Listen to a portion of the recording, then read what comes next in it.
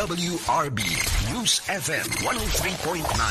Ang himpilang magbibigay ng mga impormasyon sa larangan ng edukasyon, kalusugan, pangsakahan, kapaligiran, musika, natatanging kaalaman, at mga pinakahuli at sariwang balita sa loob at labas ng bansa. DWRB News FM. Ang himpilang ikaw ang una. Ikaw ang una.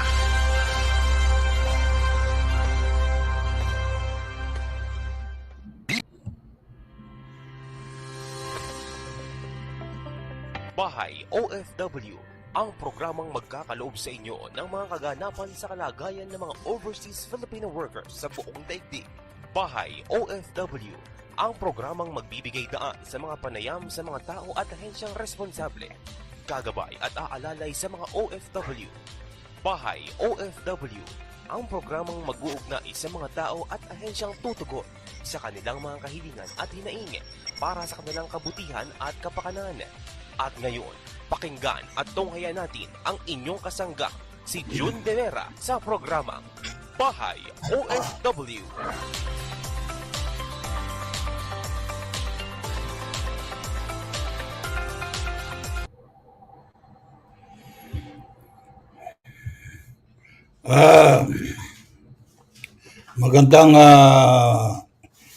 Magandang hapon po. At ito na naman po tayo sa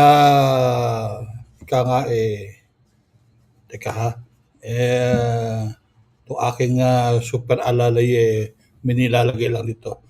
Isa na naman magandang at maulang araw na Lunes na hapon dito sa Pilipinas. Ako kunin mo na. At sa ating pinakamamahal ng mga kapitbahay OFWs, sa bawat panig ng mundo, sa iba't ibang bansa naman sa iba't ibang bansa, ang aking bati ay good morning, good afternoon, at sa ibang bansa naman ay good evening, kasi nga iba-ibang time zone natin. Pero ngayon po ay isang minuto na lang mag-aalas 2 na, kaya napaaga ang aking pasok dahil medyo mahaba ang diskusyon natin. At Happy Independence Day nga pala. 125th special episode po itong ating broadcast na ngayon. At talking about, marami tayong discuss ngayon para sa kaalaman ng ating mga nanonood at nakikinig. At saka sana naman medyo masiyahan kayo sa aking mga bisita.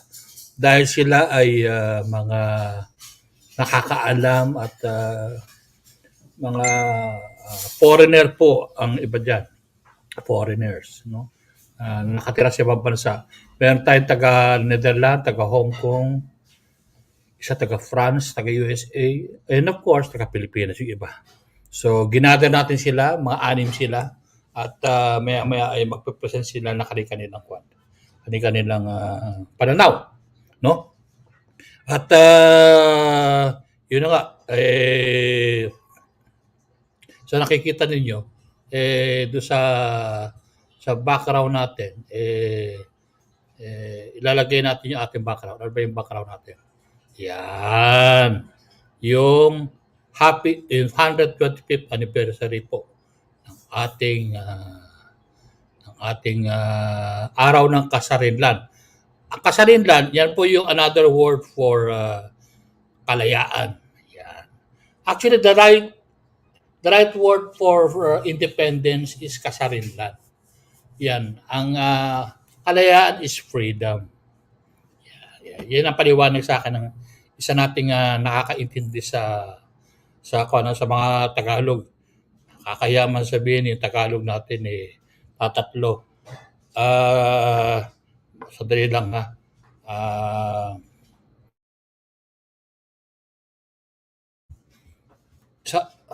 Anyway, pasensya na kayo sa alalay kong dumadaan sa likod ko. Imbis na magtago, talaga dire-diretso lang. Kung wala naman yan, patay tayo pare-pareho dahil yan ang aking umaalalay sa akin. At saka official photographer yan, si Bert Ulitin. Yan ang isa sa pinakamagandang lalaki sa balat ng lupa. Pagdating at saka magaling kumuha yan.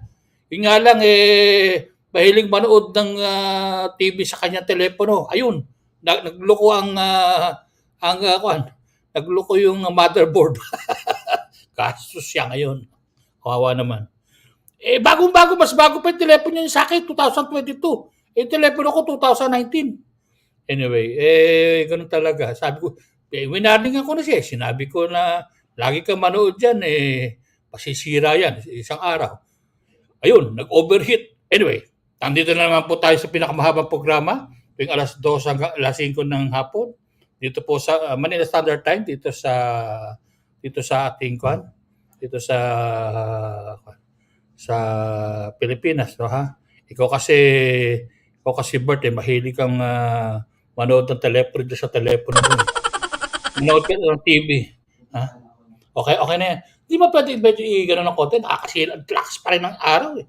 Alam mo, pag malakas ang araw, naluluha ako eh. Talaga. Ewan ko, ba't pag tumatanda ako, nagluluha ako.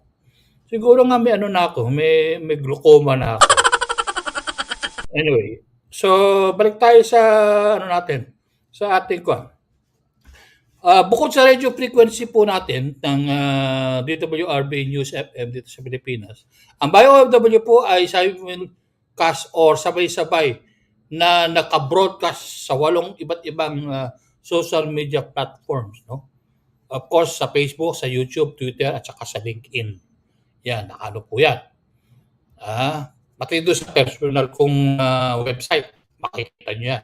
Ngayon, sana naman ay nagustuhan nyo yung ika-87 episode natin nung isang linggo na ang mga panauhin natin ay mga utak sa likod ng isang napakaganda at successful na project na pinamumunuan ng magaling na ambassador natin sa Amman, Jordan, Hashemite Kingdom of Jordan, no, ha? Bakit ganon? Nagkalit-silit itong aking spelling dito. Kaya pala ako pinunan ni Yusek, dating Yusek Ray Conferido. Talagang nakakahiya nga naman ang aking mga post. His Excellency, the Honorable Ambassador Wilfredo C. Santos, Extraordinary Plenipotentiary. Kasama rin niya kasi ang kasambahay at nakasama rin during the interview. Ewan ko ba din sinabi yung misis niya, no ha? Na umalalay sa kanyang upang makamit ang tagumpay ng Filipino Food Bazaar na ginanap noong May 26, 2023 na binansagang kulinarya. Yan. Actually, ginawa na pala niya to sa Iran at saka sa Qatar, no? Nung siya na-station doon. Kasama natin kung kilala ay si Kuya Tikboy or si Tessie Superio, Pangulo ng PhilCom Organization sa Jordan. At saka sana nakikinig si Kuan. Ay, Tita Maritel, Ople. Sabi niya makikinig siya. Shout out. At saka si Mami Ana Garcia Diaguno.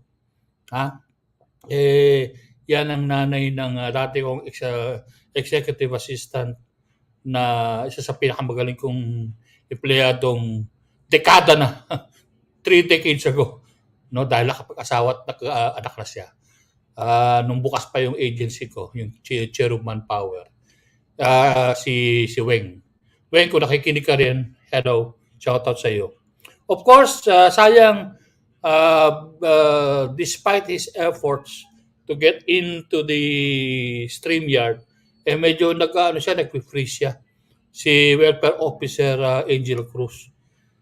At sayang din at hindi nakadalo ang ating isa sa pinakamasipag at pinakamaganda, of course. Doon talaga, napakaganda niya. Crush ng bayan.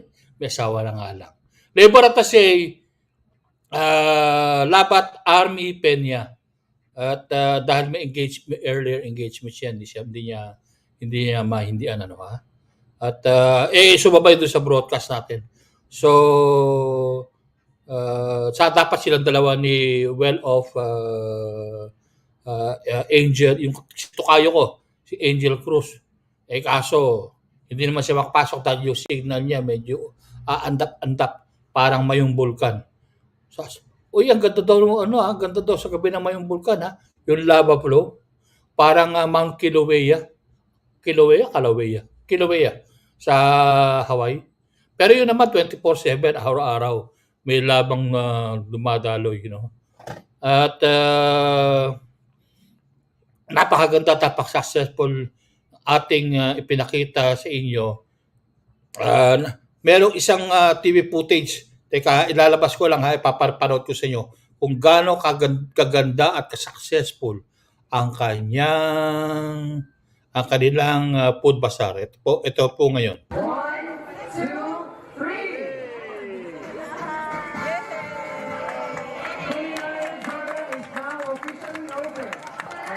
Ay, nakamute pala ako. Sorry.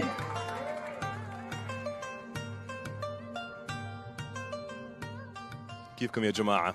احنا اليوم موجودين اشي موجود بالسفارة الفلبينية اسمه فيلبينو فود بازار. عم نجرب الاكل الفلبيني على اصوله. هلا راح ناخذكم لفة، خليكم معنا.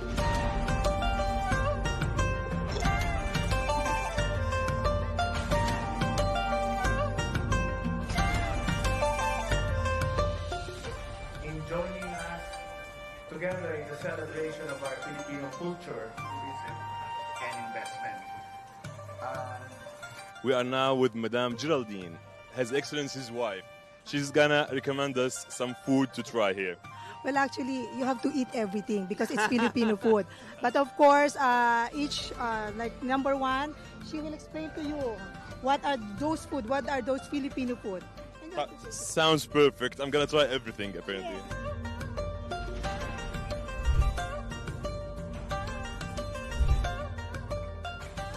What? You cannot stop eating. No, actually, I think I'm gonna get fat here. And then you have to roll it and fry it. It's easy. Sounds delicious. It's fresh lumpia. It consists of 6 things inside. It's fresh in a way that it's not fried, but the vegetable inside is stir fry, a little stir fry. Yes, and this is made of egg wrapper. This is cream cheese. Yeah, cream cheese with cream and with cheese. Okay. First, we would like to thank you for participating. Our last but not the least, Thank we you. would like to thank the generosity of all for sponsoring.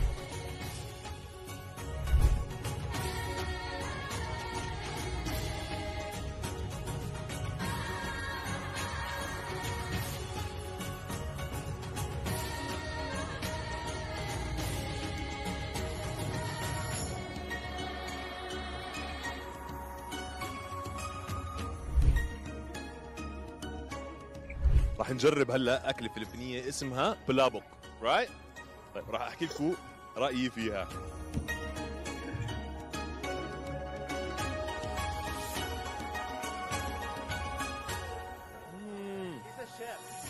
This is so good. It's so good.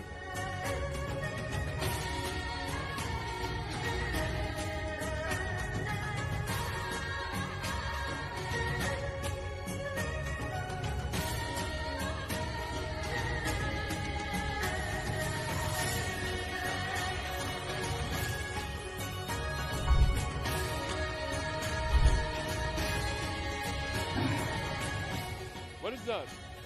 It has bananas? Ube. Wow, it's so good. Yeah, I'm gonna have another one here. I love it.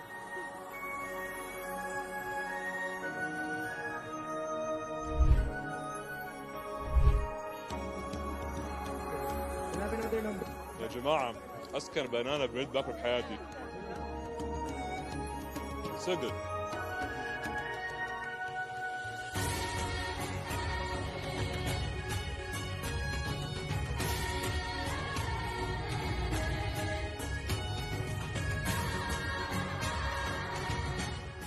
Hello, Your Excellency. Hello, thank you for coming to our Filipino food bazaar in the embassy. Thank you so much for having us. Can you please tell us more about this event? Well, this Filipino Food Bazaar is a celebration of our culture as well as our cuisine. It is also the launch of our Culinaria brand, which is our local version of the Filipino food movement to support our Filipinos who are involved in the food and catering industry. At the same time, this is not only intended to increase awareness for our cuisine, but also to promote our country, the Philippines, as a tourist and investment destination. ومرت سعادة السفير لبست الابرن وهلا هي بدها تضيفنا. تخيلوا ما اروعها. Hi, I'm here again. You change your look. Yeah, I changed my look. Okay. So, Yeah. I think who's the owner? June, you wanna? so what are you going to feed us now? I think there's a lot. There's a Filipino spaghetti. Yeah, this is a Filipino spaghetti. And this is chicken inasal. Chicken? Chicken inasal. Wow, it looks so good. It's And smells so good too. yeah, and it's a Bacolod City delicacy.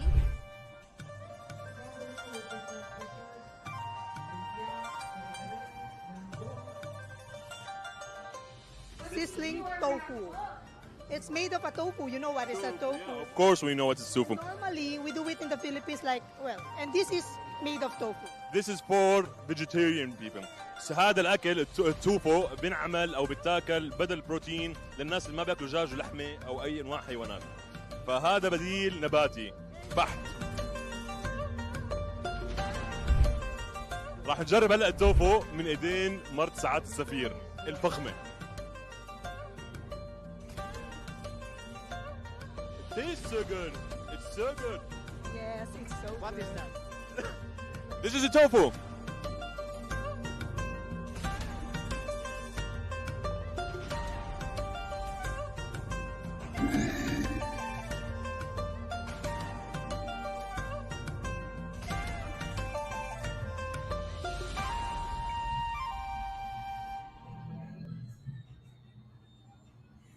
Yan po ang pinakita ko. Alam nyo, kanina pala, wala pala akong mic. Nakakaya. Pinakita lang, pinanood, ang napanood po ninyo ay Filipino Bazaar na binansagang kulinarya ng ating pinakamamahal na ambassador na si Ambassador, His Excellency, Ambassador Fred Santos, no? Wilfredo Santos. At kasama yung kanyang asawa si Madam Geraldine, no? At kasama din diyan yung head ng Filipino Filipino community sa Amman, Jordan, si Kuya Tikboy or si Tessie Superio. At sayang, at despite his efforts, hindi nakapasok si Tokayo kong Angel Cruz, no? And hindi rin dahil may earlier commitment, ang isa sa pinakamasipag at paborito nating labat at napakaganda niyan. Diyos kong mahabagin. Ika nga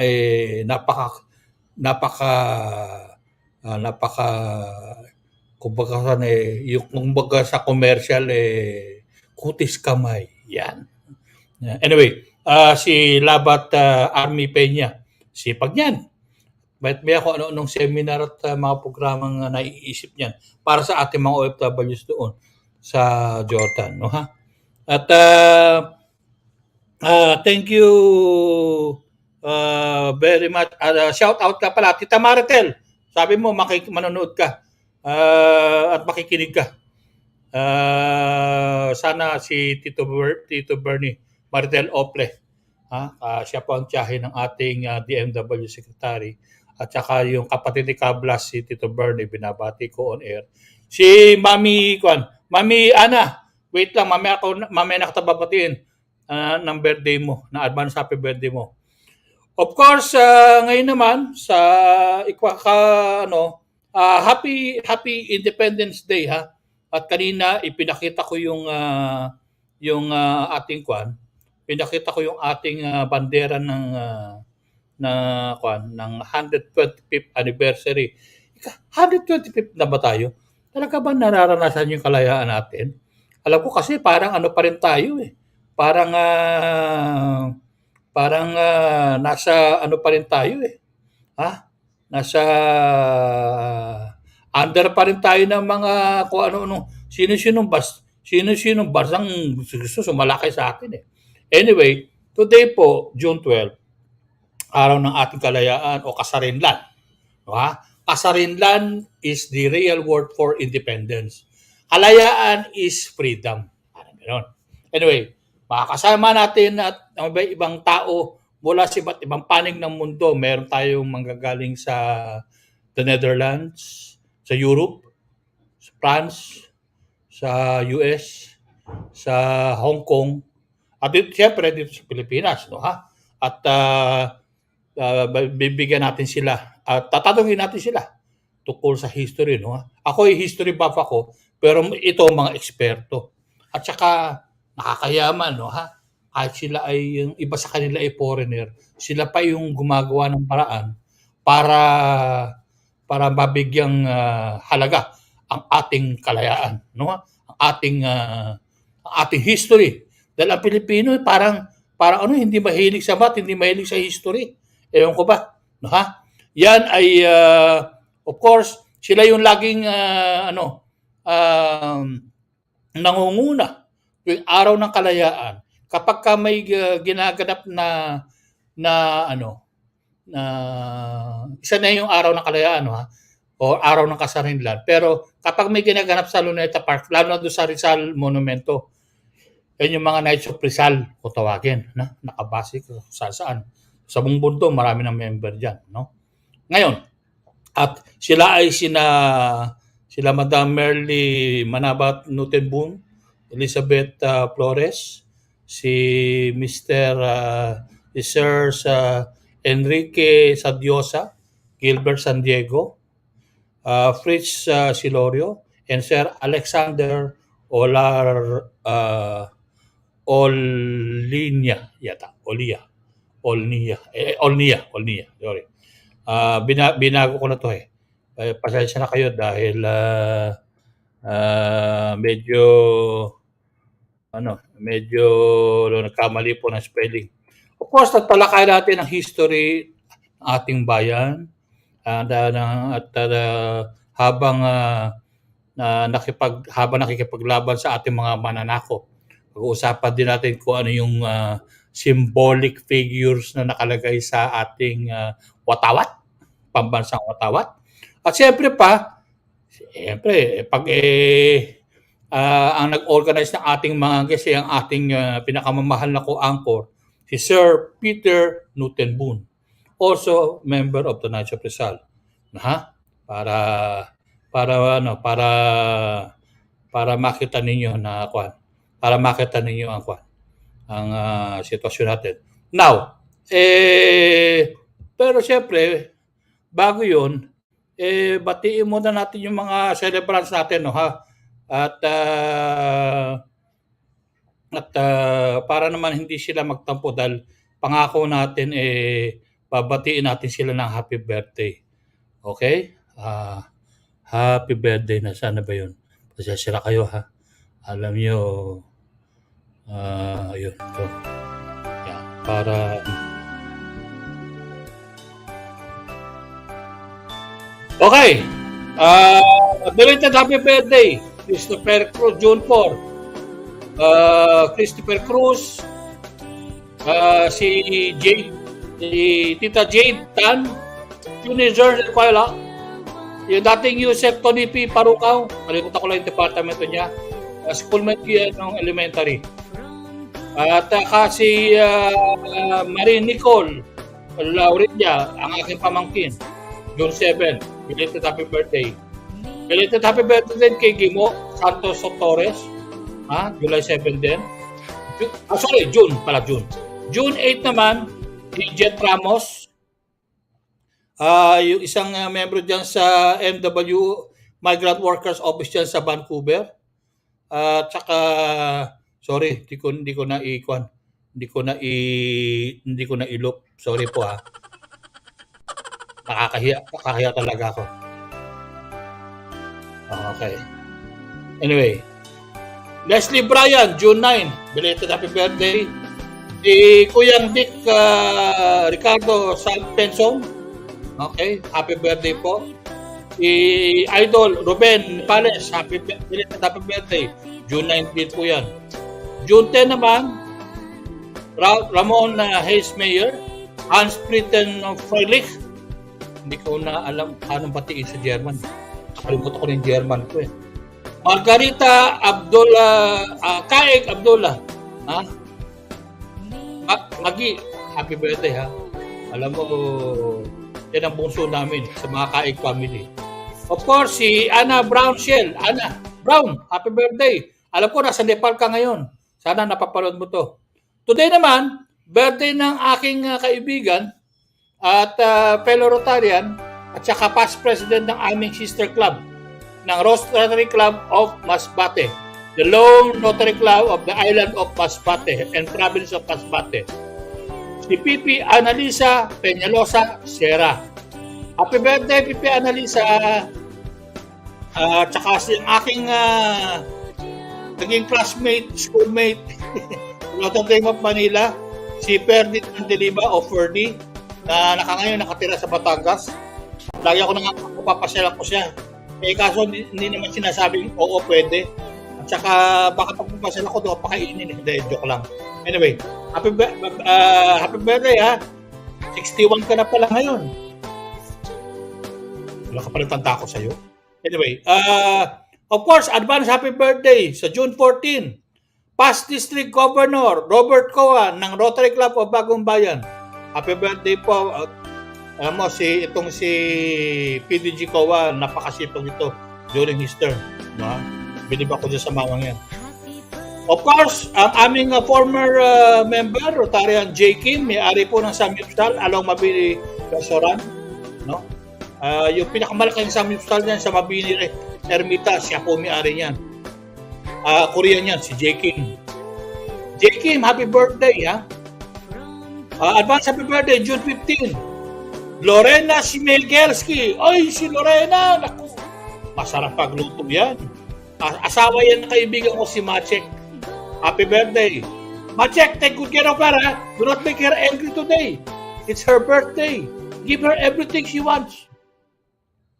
And then, of course, ang aking namit ko to during the induction of PP Analisa. No, ha? Si PP for past president sa Rotary. Paul Castillo, nakalimutan kong itanong ko ano yung club niya sa Quezon City. Pero ngayon AG na siya, no, or assistant governor. No? That time pumunta ako sa kanya, AG rin ako sa Masbate nung namit ko siya. AG ako under the term of PDG Ernest Yuyek. And of course, ang aking kaibigan dyan sa Department of Migrant Workers na dating katatapos na lang kanyang tour of duty sa Japan, si Jeng Reyes. Jeng, happy birthday! Pinatakbuhan ko kapag kailangan ko rin informasyon sa ako. Sino ba ang ano ngayon? Ganon. Sino ba yung nakaupo ngayon sa ganon? Yun. Yan. Napakabait ng batang yan. Lahat na pa. Wala namang masama tinatanong ko. Tatanong ko lang kung sino yung mga bossing niya. June 16, advance happy birthday! Ayan na. Si Mami Ana Garcia at Yena Leguno. Nanay siya ng aking dating executive assistant na si Weng. Ay nakapag-asawa na. Siguro that was 20-25 years ago. Almost 30 years ago. Dahil ano yan, napakasipag at wala. Nung umalis siya, nung nagpaalis sa akin dahil nag-aasawa na nga, wala na akong naipalit sa kanya na kasing galing niya. Napakagaling na tao niya, si Weng. Of course, past district, Everett Olivan ng Rotary International District 3820. Siya yung governor yata, kung di ako nagkakamali, ni P. Analisa. I stand corrected, of course. No, ha? Pero doon ko siya na-meet eh. Yeah, si the PDG. At that time, di pa siya daw, si Garcia pala ang governor niya. Incoming pa lang yata. Incoming governor pa lang siya. Of course, ang aking schoolmate sa Notre Dame of Manila, si former Personal General ng PNP Ralph Urbano. Yeah. Brother Ralph, happy birthday ha. And of course, ang ating kaibigan, si Atty. Art Corpus. Kaibigan yan ng mga OPLE sa Bulacan. Taga Bulacan din yan. At siya sa mga magagaling na lawyer yan. At lawyer din ang isa nating member sa Rotary Club ni Joey Corpus. June 17 naman. Ito, hindi ko maring di batiin. Kumare, Gina Anico Nakar. Paano? Asawa to ng ating kumparing Grande at pauwi na sila. Sabi nila, marami na raw na ang ipapadali nilang marami na raw ang kanilang matadala sa aking regalo. Ha? Anyway, tapos na. Tama na. Baka naman mabusit yung ating mabusit naman yung ating mga nakikinig. Anyway, gusto ko rin palang meron lang tayong konting public service today, no, ha? Yung ating yung what you call this, yung saan na ba? Hirap naman ito. Ayun. Meron tayong isang gustong tulungan na tao, ang pangalan niya si Rowena Santos. Isa siyang kidney patient. Panoorin lang po natin sandali, ha, para maano natin. Anong bigay mo yung pangalan mo? Ako po si Rosario Santos. Rosario Santos, okay. Lumapit kay Sir para makahingi ng tulong sa mga examination ko na medyo may kamahalan po lahat. Oo. Ano ang GCash number mo? Ang number ng GCash ng apo ko, 0945 0945 5003 5003 686. 686. Opo. Ako Sige, ha? Ang pangalan mo ay? Rosario Santos. Rosario Santos. Po, nagpapasalamat po ako sa taong ito na nagkusa sa akin. Yan, medyo tulungan lang natin mga kapitbahay, OFW, ha? At humihingi ng tulong parang pambili ng kanyang panggamot sa kidney. Sa National Kidney Institute ginagamot, ano, ha? Sige, Rosario? Opo. Sige, thank you, Rosario. Okay. So, yan po, mga kapitbahay, yung ating gustong tulungan. By the way, market update. Kapipirma lang po ng panibagong what you call this? Rules and regulations ng Department of Migrant Workers. Ito po ay superseding the 2016 Rules and Regulation ng PUEA governing the recruitment and deployment of land-based Filipino workers for overseas employment. So, ito po ay bago at medyo mahigpit. At kagabi hanggang madaling araw binabasa ko 46 pages siya. Well, ang isa lang comment ko lang. Dinagdagan nila yung fees from 100 ang halaga ng lisensya ngayon na cost of license is from 100,000 magiging 200,000 na. At saka yung escrow, akala ko tinanggal nila dahil dinagdagan, ginawa nilang 5 million na capitalization. Doon pa rin pala. Pero after 2 years, dadagdagan daw nila, gagawin nila 1.5 million instead of 1 million. So, tapos, yung mga kaso noon, na dati from 1 to 5, 50,000, 6 to 10 is 75, 11, 1 to 5, tama. 6 to 10, gano'n. 11 to 20, 100,000 each. Ngayon, wala na. Inuna nila. Pangkalahatan, kumbaga kinuha na lang nila as an average. Every case, not necessarily major, ha? Yung dati, puro major. Ito, basta't recruitment violation, you have to put an escrow of 75,000. Ngayon, ang sa akin naman, while legally, it was legally written, parang hindi naman yata kinonsider yung economic impact noong last item na binanggit ko. Kasi, for example, nagde-deploy ka ng 100 a month. Sabihin na natin 10 doon magka-problema ka. So for every 10, 750,000 kagad yun. Naka-escrow, nakaipit yung pera mo. A month yun. Bagay yung dati naman, you are limited to only 20 cases or equivalent to 1 or 2 million yata. Then ika-cancel na yung license mo. Ito naman, wala na yun. So magandang pakinggan ha. Pero ang masama niyan, dahil hindi mo naman hawak ang isipan ng tao. Ito comment lang ito ha. Hindi ko sinasabing mali yung batas. It is not for me to say, no. I am not in that position to cut. Although I have been part of the review committee, private sector, ng rules and regulations of POA from 1991, 2002, 2012, and 2016. But let me tell you, ladies and gentlemen, mga ating kapitbahay, alam kong marami sa inyo hindi natutuwa sa agency yung nagpadala sa inyo. Alam mo, sino ba ang yung iba dyan na over-exaction, na overcharge, gano'n, or nasabi pinabayaan or what. Hindi yun Alam nyo, sa banda, wag tayong gano'n. Matutuloy tayo magpasalamat.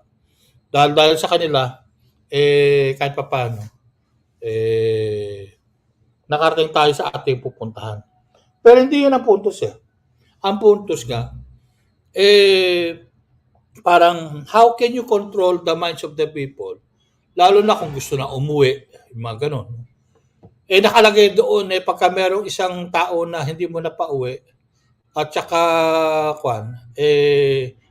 imbes na maging less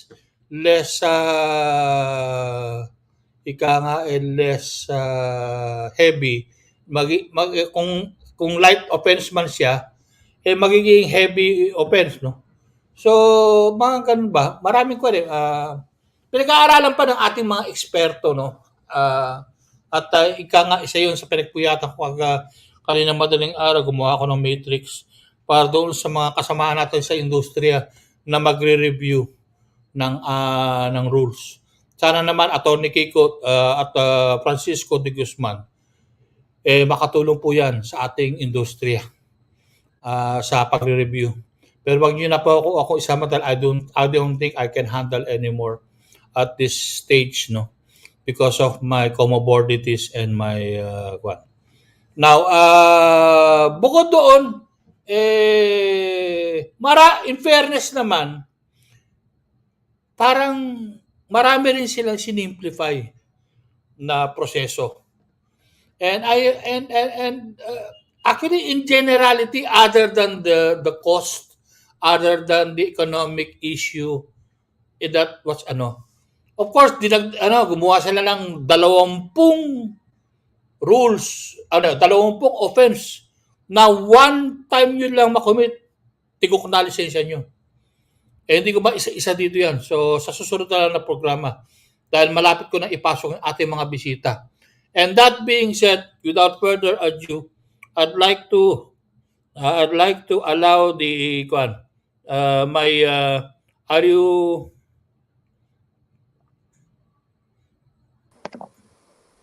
okay? Oh, my friend. And then Sir Albert. But I cannot, according here, Ma'am Merly, your wife, Ma'am Merly, is trying to get in, but her device is not connected. I do not know what happened. Alexander is in the room with audio only. And there you go. Hello, Sir Alexander. And that's all. That's all I have for now. Okay.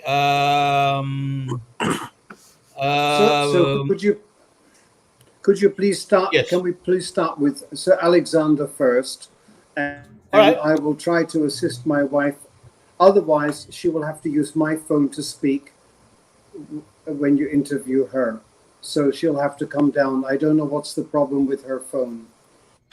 I will go and check before now. that, I will have to ask you. Later. Okay. Sir Alexander, would you mind To be uh, first. introducing your first and give greet our listeners and the viewers. By the way, where are you speaking from? I'm currently based here in the Netherlands, Rotterdam, Netherlands. Okay. Thank you very much, Alexander.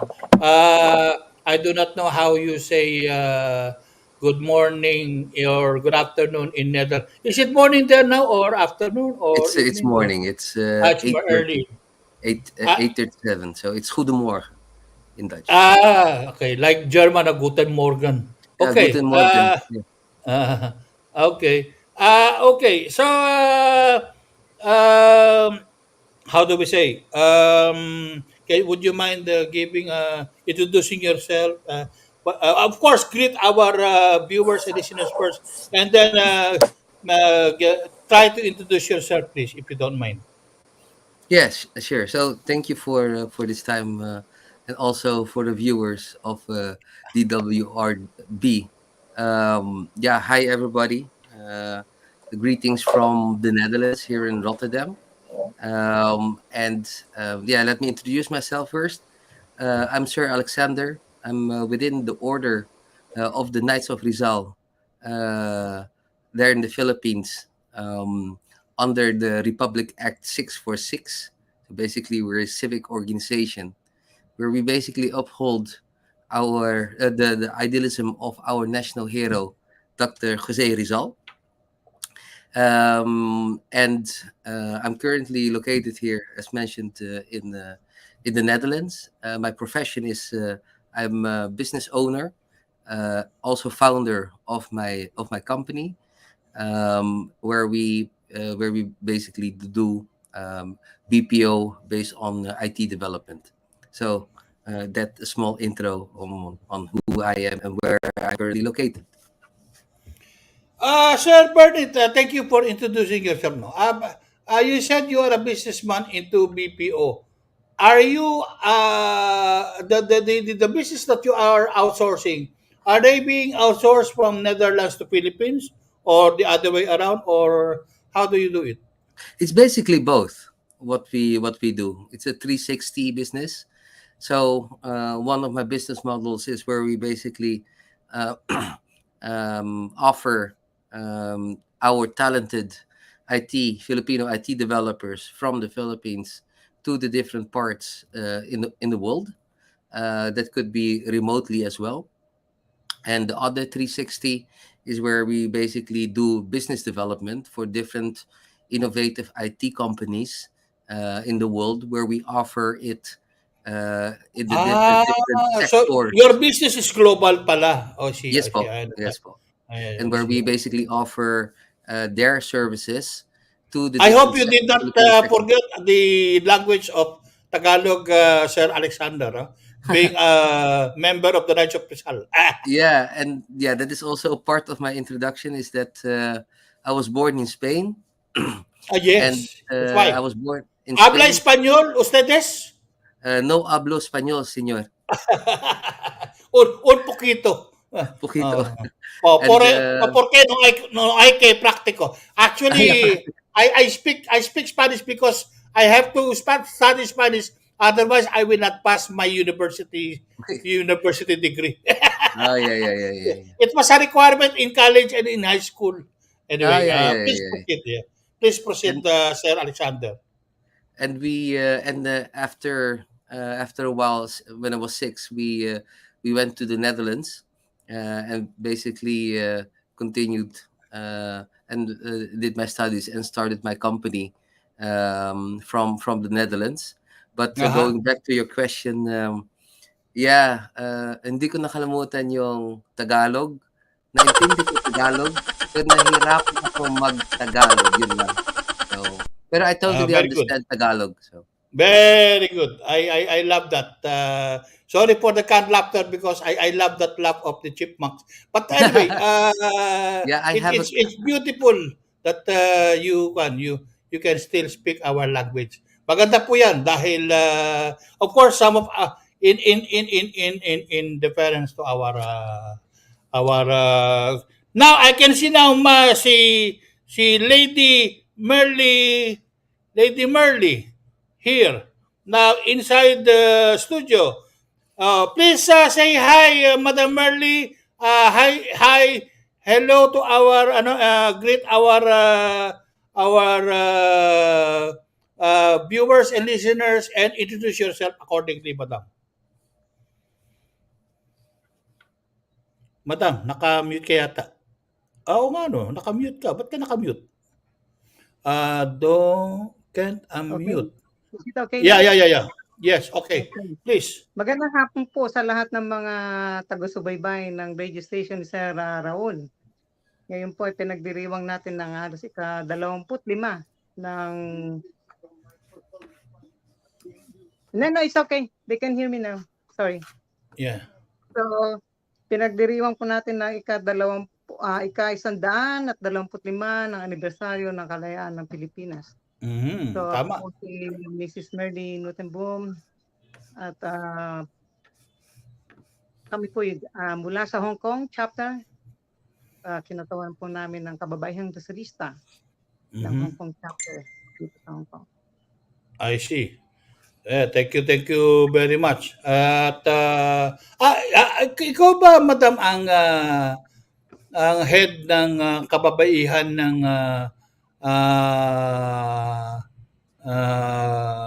Rizalista sa Hong Kong? Ikaw ba? Since 2006 pa po yan.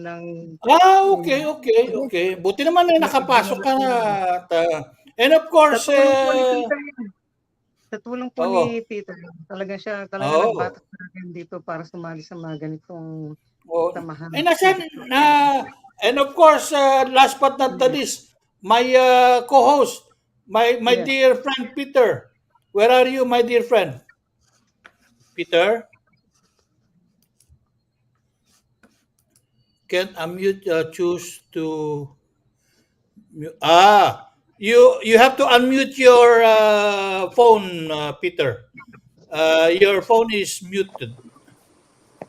Okay. Now, please, ladies and gentlemen, this is Peter, my co-host in every last broadcast of every month, the PAI OFW Hong Kong OFW Connect, and of course our Hong Kong-based foreign correspondent, Mr. Peter Nutumboom.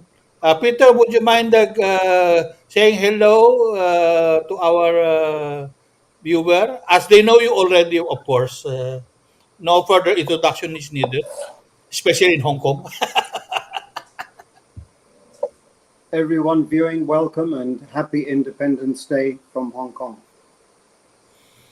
By the way, is there any celebration of our consulate there, my friend? To my understanding, they had a function on Saturday night. Today is Monday, the 19th, for the Philippine Association of Hong Kong. Was that last Saturday or this coming Saturday? That was last Saturday, I was told. Okay. And, how about Sir Alexander, if you don't mind, my dear friend, if I may go back to our good friend Sir Alexander, are you celebrating the Independence Day in Netherlands? Is our ambassador doing something about it? Yes, as an active member within the Knights of Rizal, it's my advocacy also to support other organizations that celebrates Independence Day here abroad. I've been, of course, here in the Netherlands. We within the Philippine Embassy in The Hague, we had The Hague. 3rd of June. We had meeting, and a get together with different community leaders of here in the Netherlands, and we basically um, celebrated that at the beginning, and eventually we basically also um, celebrated individually with different community leaders in the Netherlands. Like last Saturday, we have one of the biggest Independence Day in the Netherlands, where we Pakandala. celebrated a picnic in the here the park at near Amsterdam. And yesterday, I went to Belgium, as the Knights of Rizal is also very active in Belgium, where they also celebrated Independence Day with different community leaders. Um, yeah, for the Independence Day, yes. Just curious, has Rizal been in the Netherlands or in Belgium? I know he's been around Europe, but has he been there? For the real, yeah, for the historians, of course, Historically especially the speaking. Knights of Rizal. uh, Dr. Rizal went to Belgium, yes, in Europe. He traveled around Europe. Yeah. Basically, during his travels in Europe, it basically formed the his his mindset, and that is the reason why he wrote No Limitang Rin El Filibusterismo, based on Ah, his really? the Ah, knowledge that he gained here in Europe. But going back to your question, yes, he went to Belgium. He went to different places in Europe, but there is no. I'm still busy working on it, but there is no documents yet that he was in the Netherlands. But I'm working hard for it to realize yeah, that. because my dear friend and co-host or co-anchor Peter Nutenboom has been doing a lot about this grave of the mother of the grave or the tombstone of our the mother of the Josephine Bracken, the wife, the uh, quote unquote common law wife of our national hero, and in fact lately I saw the bust that you have put somewhere in that corner street, my friend. Looking good, huh? Do you need a particular license to put that? Because in Singapore you can just put anything around without the permission of the government. Just a question. The bust was put by someone who calls himself Oh, not you. I'm the sorry. I'm sorry. Okay, I thought it was you because you were beside the picture. phantom Sorry. sculptor. Ah. So I have no idea who put it there. I'm sorry. I lost All it. I know I is lost. Yeah. Okay. all I I'm know sorry. is that the bust is situated on private property. It is not situated on government property. It is Ah. situated on private property behind the market. Okay. Oh, I see. Okay, okay. So you don't need the permission because it's not a government. Okay. Then my apologies. Uh, I don't so know who put it. And again, I repeat again, it was put there to my understanding. I heard in news it was put by the phantom sculptor. That's all I know. oh, I see. Oh, like the Phantom of the Opera, it's a phantom sculpture. Okay. I wonder who's singing the theme song of the Phantom of the Opera while he was putting it there. Anyway, that was just a bad joke. Okay, so anyway, having seen that and having taken picture of that, do you have any plans in the future? How, of course, I think. Correct me if I'm wrong. Rizal's birthday is coming up on June 19. Is it? Correct. And I wonder if there is any if any people from Knights of Rizal are planning anything for that particular day on different areas where, especially in Spain, even in China, there is a replica of the Rizal Park's monument made because was it in China? Yeah, it's in China. I saw it Fujian in one of province. the Fujian, yes, Fujian. Yeah. So, In Hong Kong, since I joined the Knights of Rizal in 2006, mhm. we have been doing the flower offering in Diaguila Street, where Rizal had his clinic, and also at Redneck Cellar Terrace, where the marker is. But I was always curious as to where number 2 was, because when you go into Redneck Cellar Terrace at the intersection with Shelley Street, it's number 15 Shelley Street, but that's only the side entrance. So Shelley Street, number 15, is not officially on Redneck Cellar, although the side of the building is on Redneck Cellar Terrace. Beyond that, beyond number 15, because I became very curious and did research, I discovered that I wanted to know where was number 2. But what I saw was number 8, singular building, and then a building called the Redneck Cellar, numbers 1 to 7.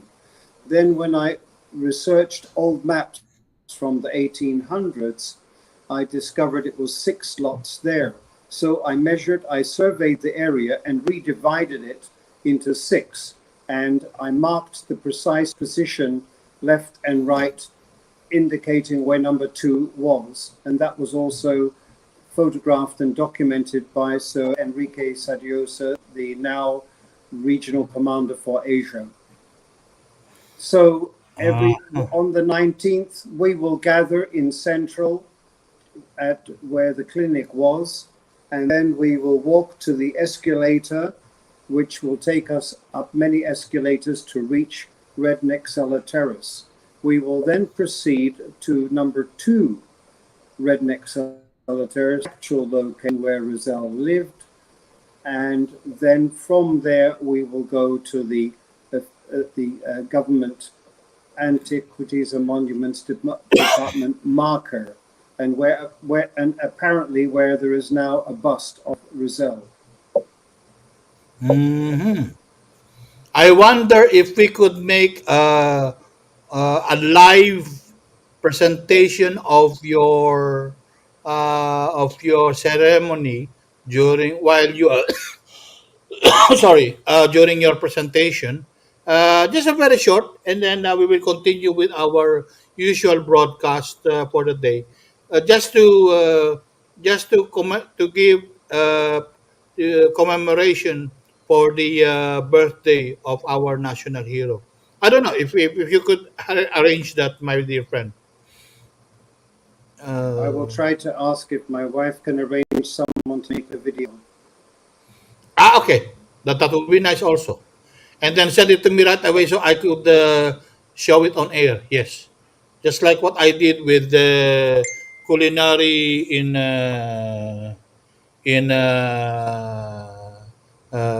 culinaria in Amman, Jordan.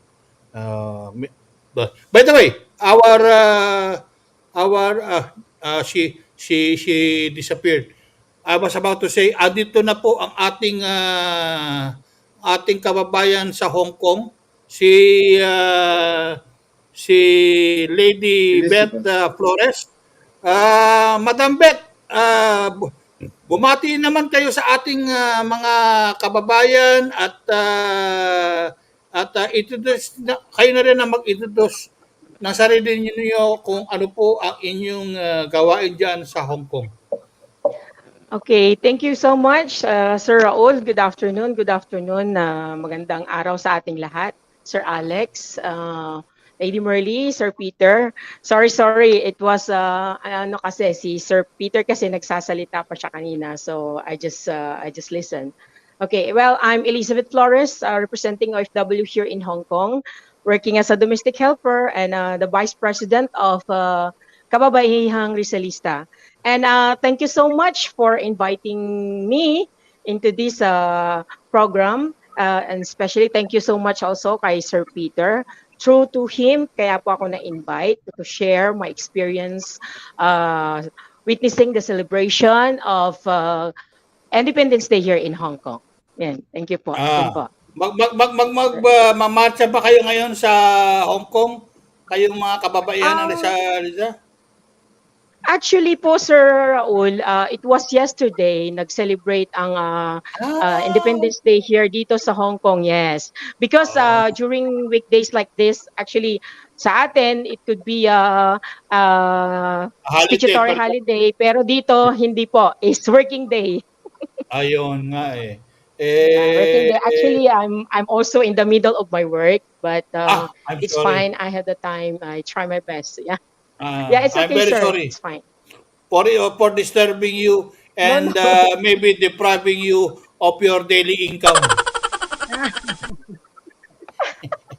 Anyway, yeah. I'm very actually I'm lucky enough to have a good employer. Actually, I can have my time. Good. So long that I finish my work, then I can do whatever can please me or something like that. Yeah. I see, that's very good. Yeah. By the way, we are still waiting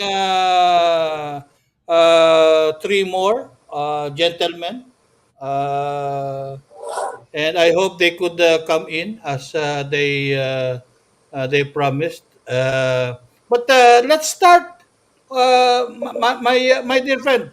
Who will start the history about during the how did our fight for independence started? Who will be the history buff, as they call it, who will be the historian, who will be giving us the highlights of how our fight for independence started? We are waiting Peter? for Sir Ricky. I will try to contact him now. We are waiting for Ski. I will try to contact him now, or Sir Gilbert. Okay. Perhaps my wife could. Perhaps my wife could start now with her. Why not? Why not? Why not? Why not? Madam Early, would you do the honor of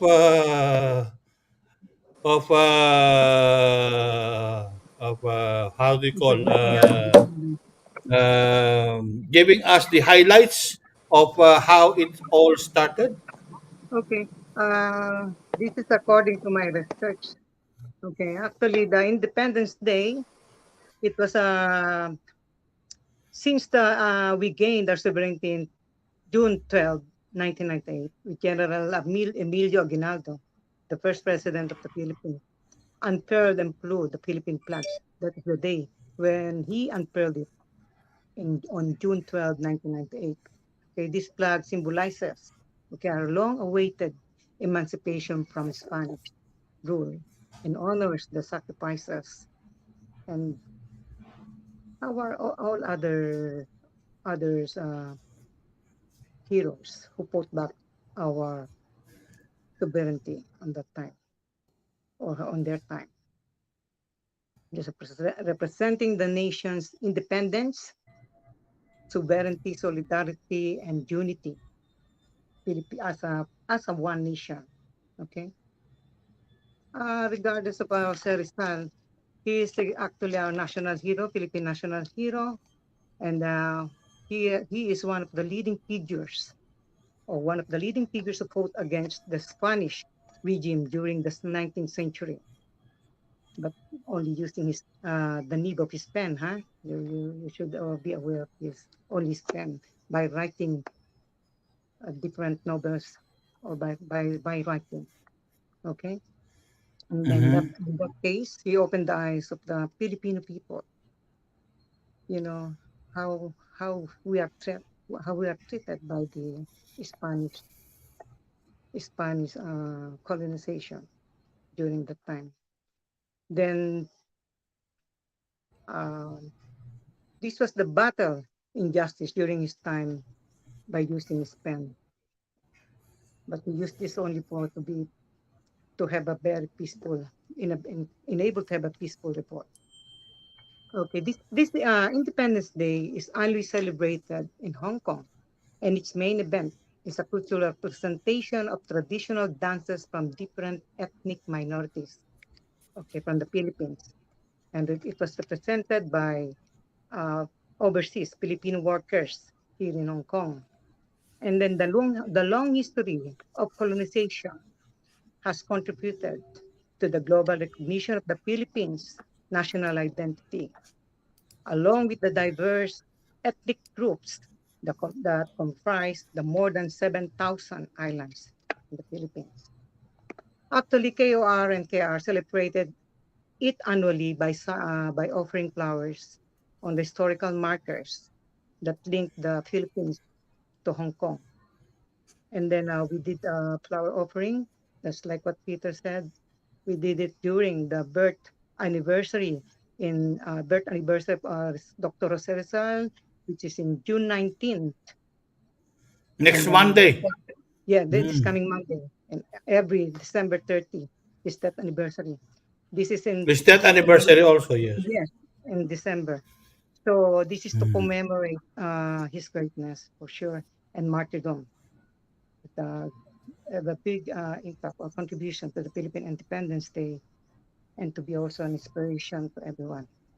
Okay, Jose Rizal was a Filipino Chinese by blood, and a doctor, scholar, linguist, novelist, poet, scientist, painter, educator, a reformer, and a visionary, a Renaissance man, could say.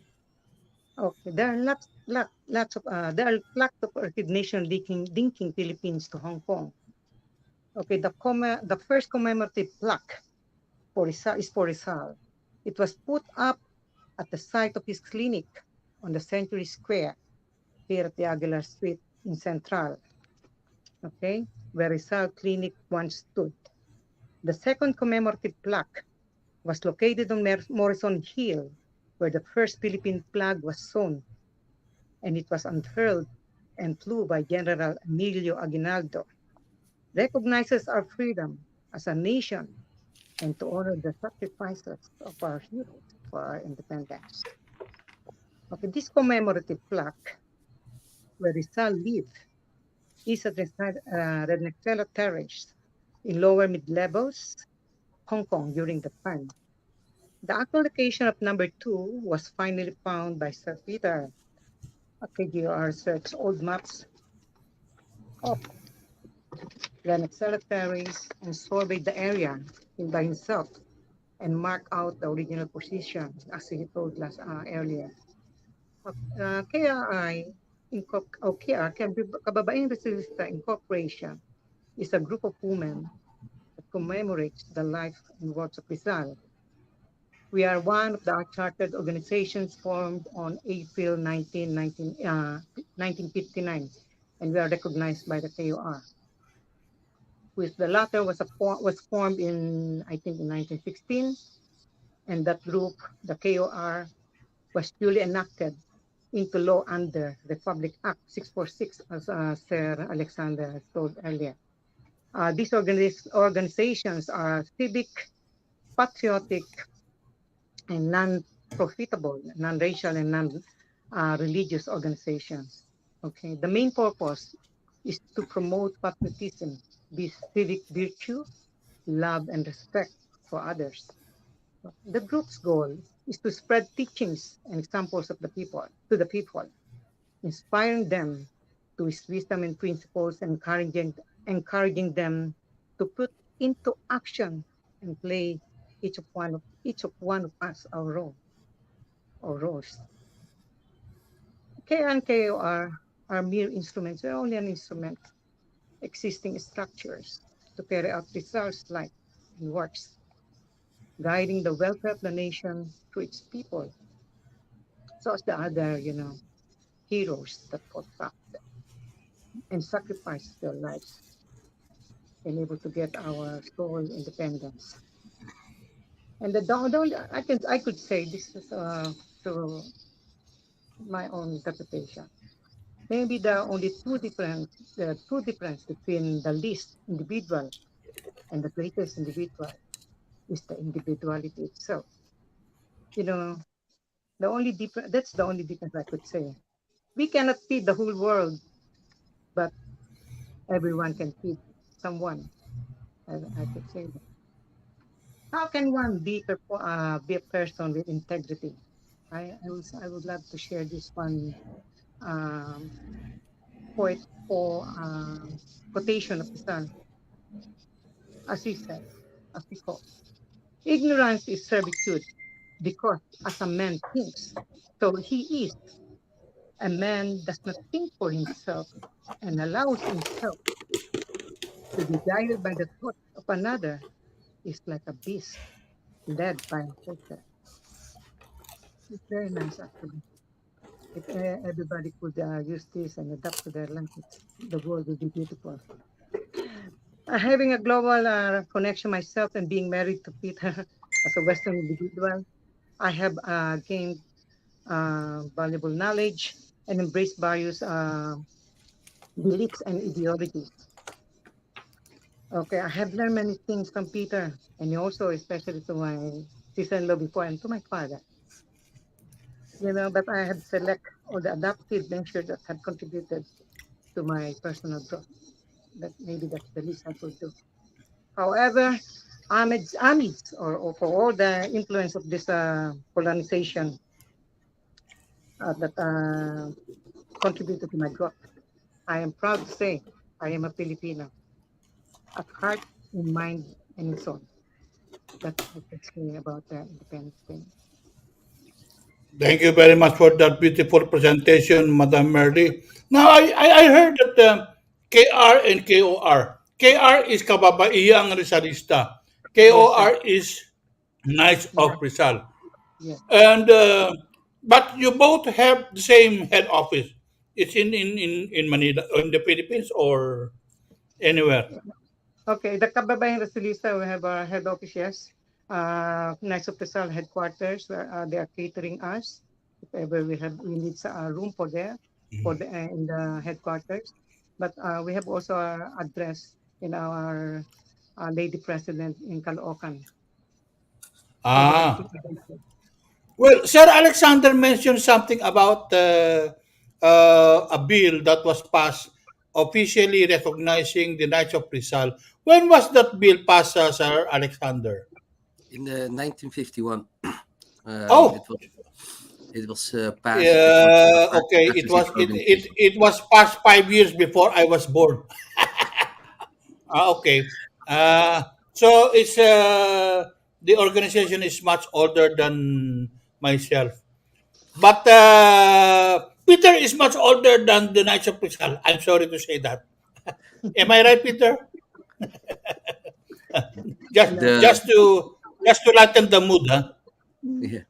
The organization basically already, the Knights of Rizal already was inactive. It was founded in 1911, but really active in 1916. Oh, We were I see. already active, but luckily in 1951, the bill got passed as Okay. acknowledged civic organization where we basically practice the patriotism, the idealism of our national hero, Dr. Jose Rizal, and where we can really act as a civic organization, not only in the Philippines, but also internationally.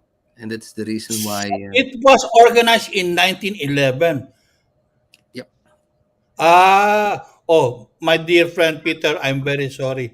I made you. Older. I thought you were much older than the Knights of Rizal.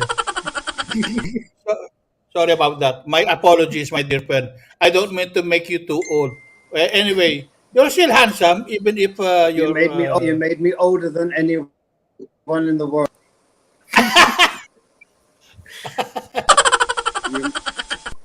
You made me Anyway, older than anybody in the.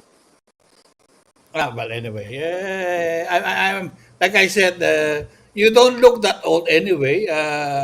I don't even, I don't even know that your age is as much until you told me, daksa, ng bola pa, no, ha?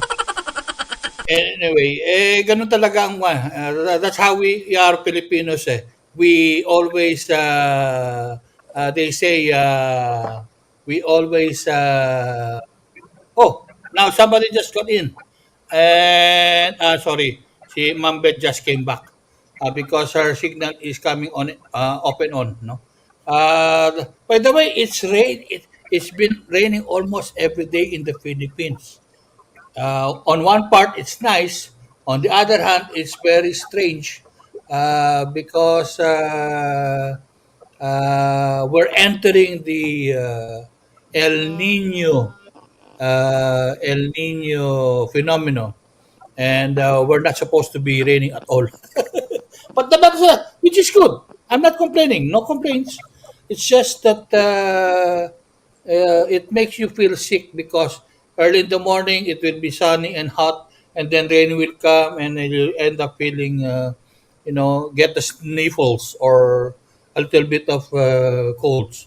Anyway, so that being said, how's the weather now in Netherlands, Sir Alexander?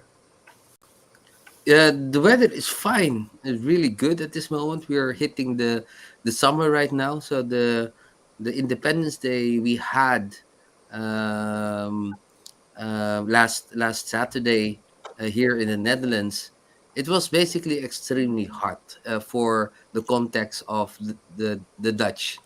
As we Oh, have an average, as we have 4 seasons, winter yes. as well, and also of course summer. But this edition of the Independence Day in Spaanwouden near Amsterdam, it was extremely hot.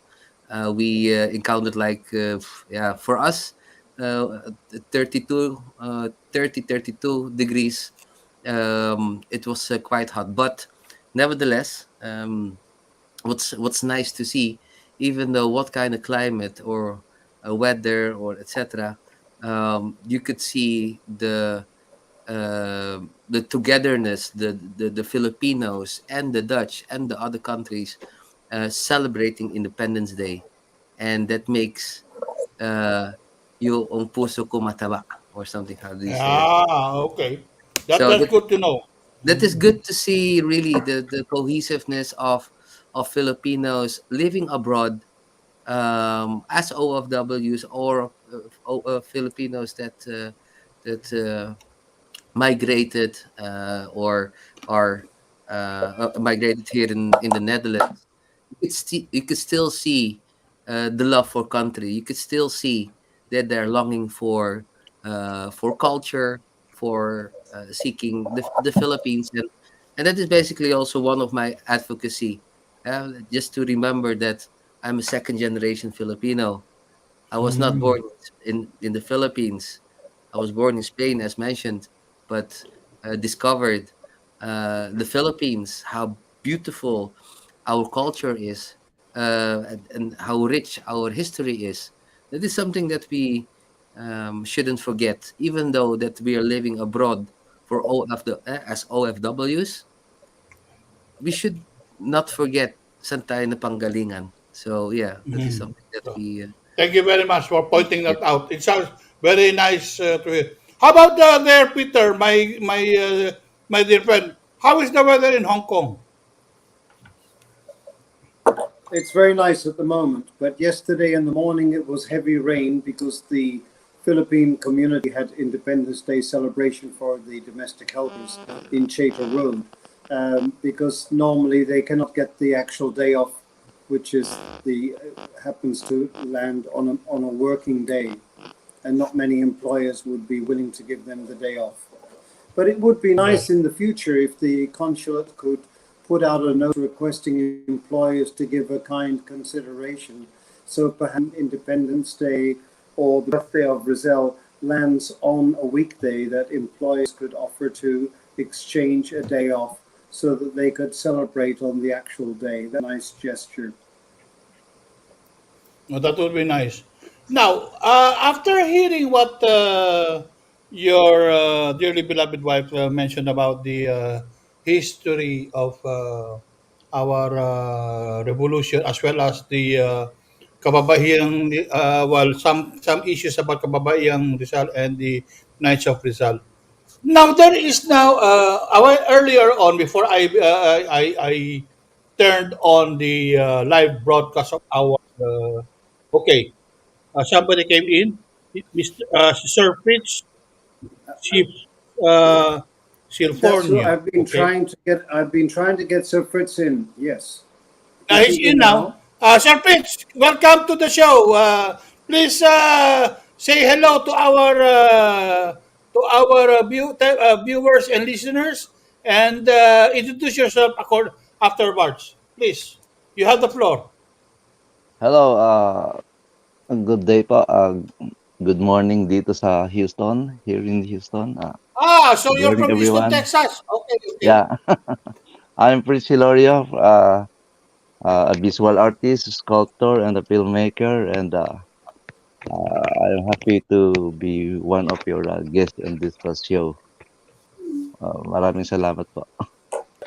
Is that what you call the shrimp capital of the U.S.? No. No, it's not. Luciana yata.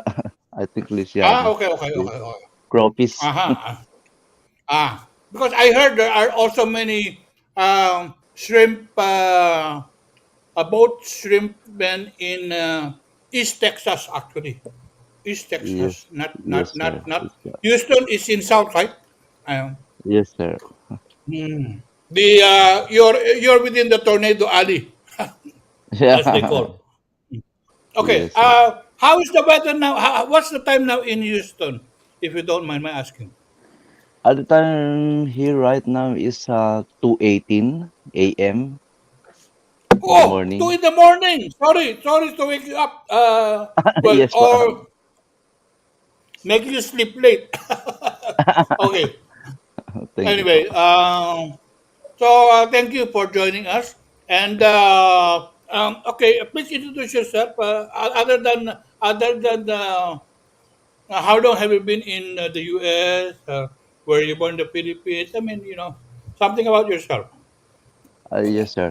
I'm Pritchie Lorio. I'm from uh, the northern part of the Philippines, San Agustin, Isabela, Ilocano.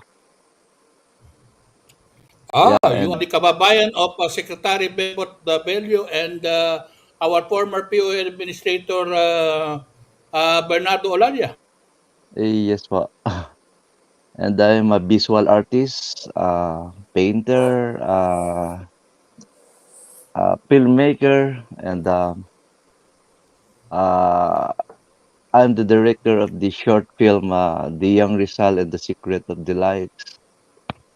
You Oh, can watch really? it available in the YouTube. Oh, okay. You better send me The link. the link so that I Yes, could sir. may possibly on June 19 show it on my show. Huh? Yes, sir. That's no joke. Please send it later in our. Yes, sir. Thank you for joining us. Okay, now my question is: there is now what you call there is now what you call a debate. Before I tuned in, turned on the broadcast, there are those who say we shouldn't use June 12 because immediately after June 12, no country in the world recognized our independence. In fact, during the Treaty of Paris, uh, we were not uh, recognized by Spain, and even we were ceded I don't know if I am using the right term. Correct my English, my dear friend Peter. Your English is way better than mine, of course. Now, we were ceded by Spain to the U.S. after the mock Battle of Manila. And immediately after, the Americans came to colonize us. So, in effect, the June 12 announcement of Emilio Aguinaldo was even not recognized by any other nation in the world. Now, that being said, in your opinion, what do you think is must be recognized? Should what in your opinion should be recognized by the country? June 12 or July 14, where the U.S. Of course, it corresponds also to the Independence Day of the U.S., but it was also the same day when Harry Truman declared that the Philippines is now independent from the clause of the United States. I will the first person I will ask is Lady Beth Flores. Madam Beth, what is your ano ang opinion mo? Tayo ba dapat ba natin celebrate ng July 12?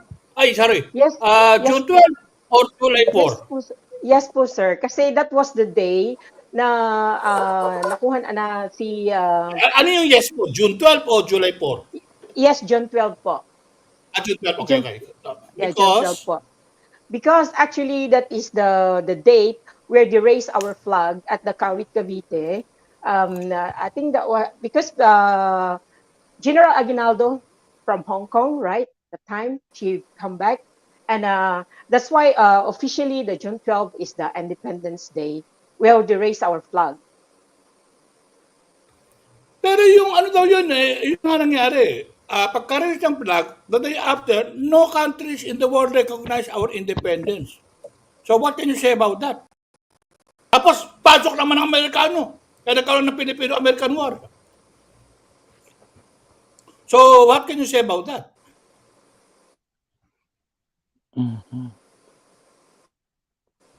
Nakamute ka, madam.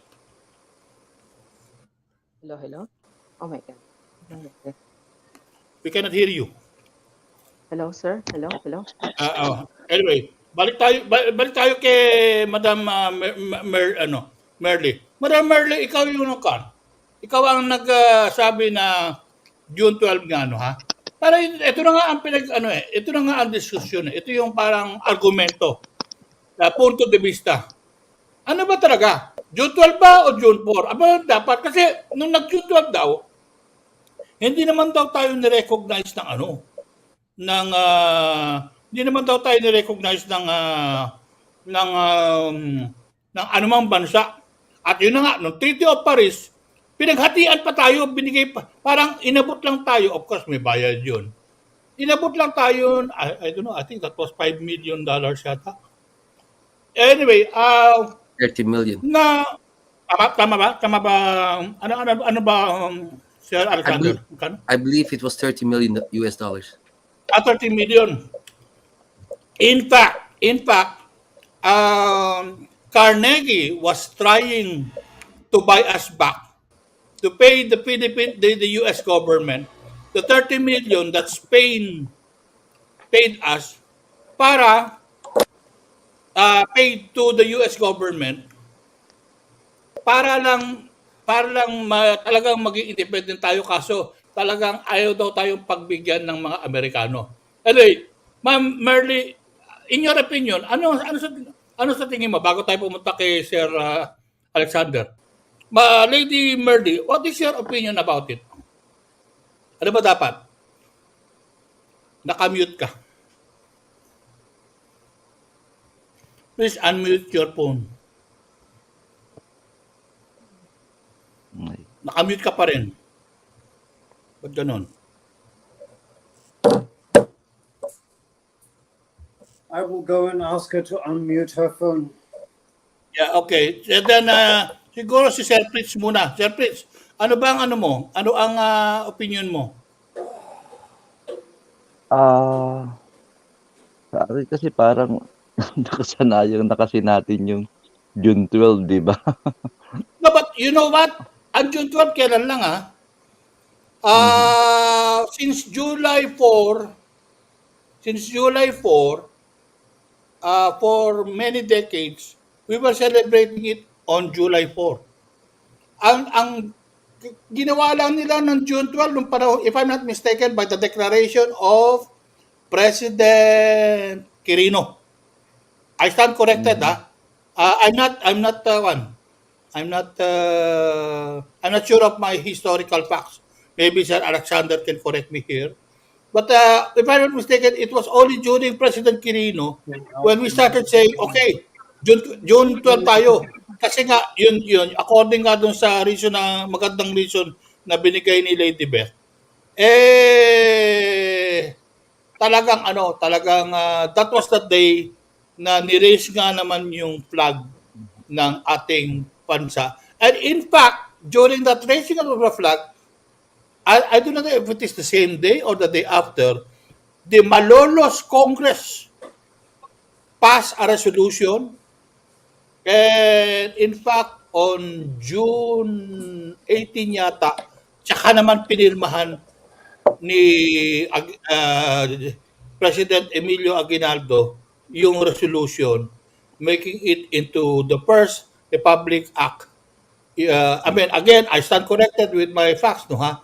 Naano ko lang, alam mo naman, history buff din ako, no ha? But dahil sa tanda na natin, marami rin tayo nakakalimutan. But then, yun ang kwan, no ha?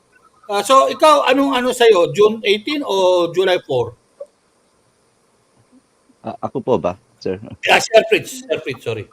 As I remember, July 4 is parang we celebrate July 4 before nung bata ako. It's a Hindi, hanggang ngayon naman, Philippine-American bata ka pa Friendship naman. Day, di ba? Yeah, kaya nga, that's why. But for the longest time, Parang tinanggal yata yun. since 1946, July 4, we we ano we were celebrating July 4 as the Yeah. Independence Day until the time of President Quirino. That was Mhm. sometime in 1950 something, before 1960s. No, I stand corrected.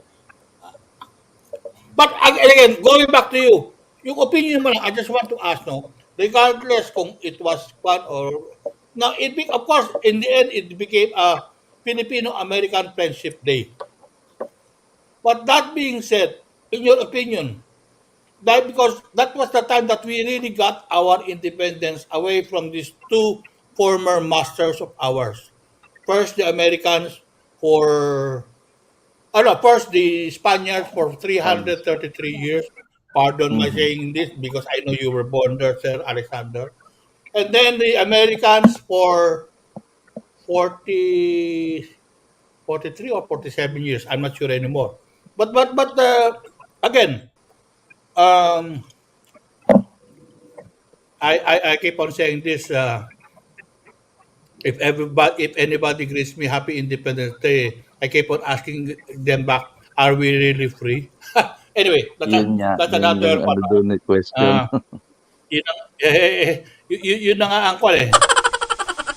Uh, that's the billion dollar question eh.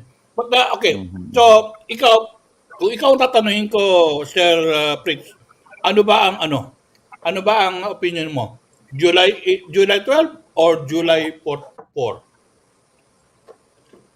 Sa akin, July 12 kasi yun na yung ano ko eh, mind setting ko. Okay. Okay. Ikaw naman na Madam Merly. I'm sure ikaw Madam Merly, July 8, July 12 ka kasi ano kayo? June Kababayan 12. sa ka. Siguradong June July 12. 12 ang ano mo. June 12, Pipiliin mo. June 12. Mm. Actually, June 12.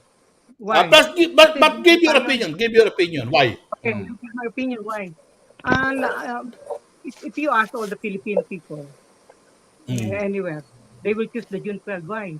Because just like Lady Beth had told, it was the first day, or in June 12, it was the first day where our first Philippine flag was unfurled. by General Emilio Aguinaldo, our first president. So I think they're looking that point why they choose in the, June 12th as our Independence Day. And it's the longest time na na-emancipate tayo ng ibang lahi like the Spanish era, during the Spanish era. So that's why maybe June 12th has been chosen. Oh, 333 years? That's very long. That's almost three and a Compare, half centuries. compared sa independence natin during the Philippine American time, you know, not Correct, that correct. long. It's only almost half decade.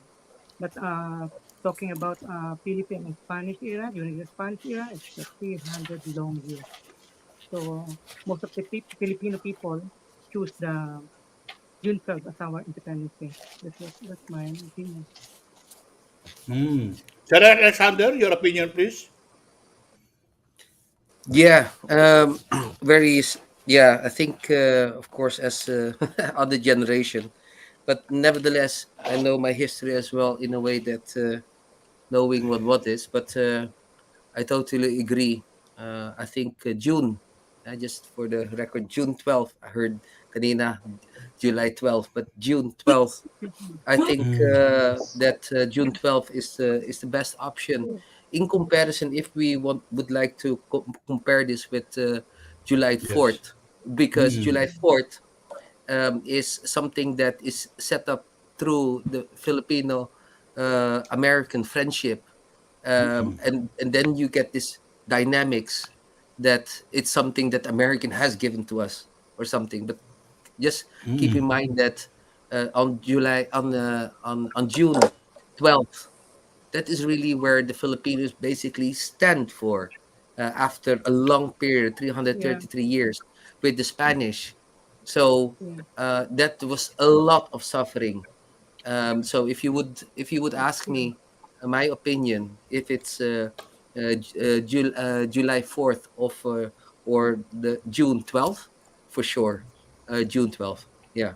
Thank you very much. I'd like to announce, by the way, the arrival of our honored guest, Sir Gilbert San Diego. Sir Gilbert, if you would turn on your video so we can see you clearly. Yeah.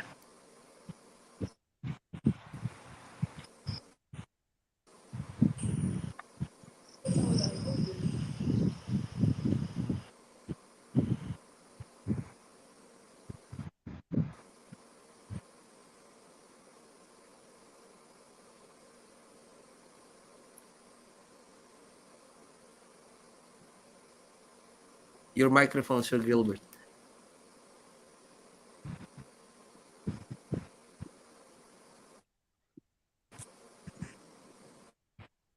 Bottom left-hand side of your screen, Gilbert, is the mic, and they should be white, not red. If it's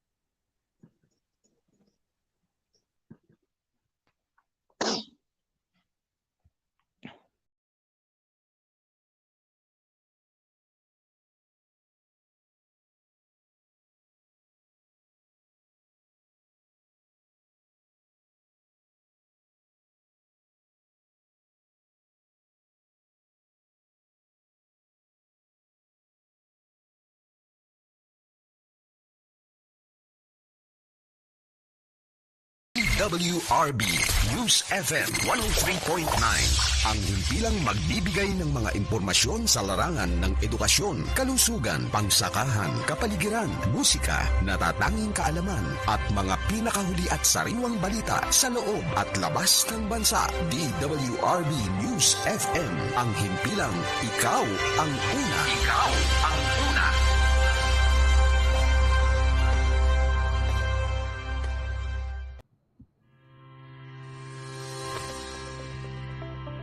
Bahay OFW, ang programang magkakaloob sa inyo ng mga kaganapan sa kalagayan ng mga overseas Filipino workers sa buong daigdig.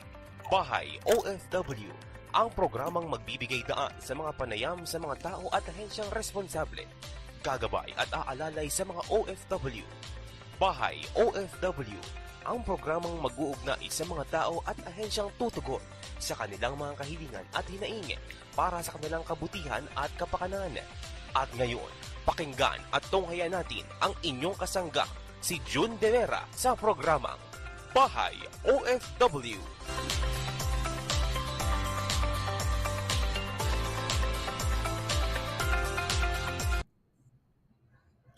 Okay, ang Sabon Depot po ay mahigit na 10 taon sa business ng franchising at meron po silang mahigit ng 500 franchise holders sa buo or outlet sa buong Pilipinas. Meron po silang 11 manufacturing outlet or site or factories na nakakalat sa buong bansa at sa mga susunod na buwan o linggo ay magbubukas po sila internationally sa Malaysia, Indonesia, sa France at saka sa Spain. Alam ko pati nga sa Italy magbubukas din sila. Meron po silang mga in-house chemists at or researchers na gumagamit ng panibagong at innovations na kung tawagin ay green or plant-based formulas bilang active ingredient na ginagamit nila sa kanilang mga produkto. Sila po ang isa sa pinakamalaking gumagawa ng detergent para hospital quality, no, or hospital and hotel quality na detergent, no, ha. Pag sinabing ganun hospital grade, ibig sabihin pinaka-highest grade na po 'yun. Kumbaga sa stainless. Kauna-unahan sa merkado sa pag-introduce o paggamit ng refill program na tinaguri ang environmental friendly dahil pinabababa niya ang iniiwasan niya ang paggamit ng single-use plastics na nakakasira sa mundo o nakakadagdag po sa kung tawagin natin ay microplastic na kinakain ng mga isda. Dalhin nyo lang inyong mga basyong container at ang inyong babayaran lamang ay ang inyong biniling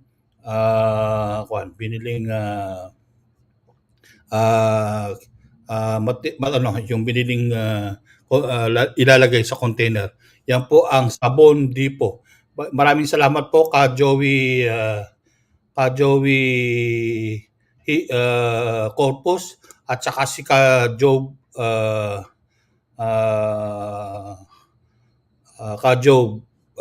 Jobien Gumpal. Okay? Ka Jobien Hope Gumpal pala. Yun ang ating Yun ang ating pinasasalamatan dahil sila nga ang balik tayo sa ating mga guests. Sir Gilbert, ready na po ba kayo? Sir Gilbert, nakamute pa rin po. Yan, yun! Sir Gilbert, magandang hapon po. At nasaan po pa kayo ngayon? Magandang hapon po, Sir, kasamang Juan De Vera at lalo-lalo na po sa inyong co-host, si Sir Peter, Sir. At si Sir Alex, nakita ko po ang mga membro ng Knights of Rizal at si nandiyan po rin yata si Sir Rick Serdosa po at mga bubuo ng OFW. Magandang hapon po sa inyo lahat at maligayang 125 Independence Day ng ating Wala bansa. pa po yata si Sir Ricky. Kayo lang po. Anyway, giving you the floor, Sir and giving you the floor, Sir uh, Sir Gilbert, would you mind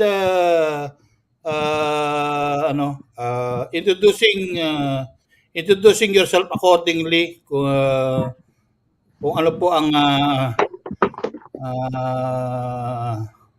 ano po ano po ang inyong ginagawa lately, pinagkakaabalahan, and of course kanina pa po namin kayo inintay bilang the authority on the history of the Philippines when it comes how our katipunan started. But before we go into that, kindly after having introduced yourself, ano po bang inyong pinagkakaabalahan lately? Opo, Sir Juan de Vera, I was the past... June de Vera po, June de Vera. I was the past Executive Director of Knights of Rizal. Kasama ko po ang inyong lingkod na co-host si Sir Peter at si Sir Alex. Nakita ko po na isang masipag at masigasig na membro din ng Order of Knights of Rizal. Ako po ang talagang profession ko ay isa akong guro sa De La Salle Dasma. I'm teaching criminology. I used to serve in the National Police Commission as a inspector. De La Salle Tap? Sa Dasmariñas po, Dasmariñas. Okay. Kasi nagturo po ako sa De La Salle Tap. Sasabihin ko, Sarah, ba't ko inaabutan nun? Sorry. Criminology ako, 2014, isa ako sa mga... Okay. Andi na. I thought in La Salle Tap earlier than that.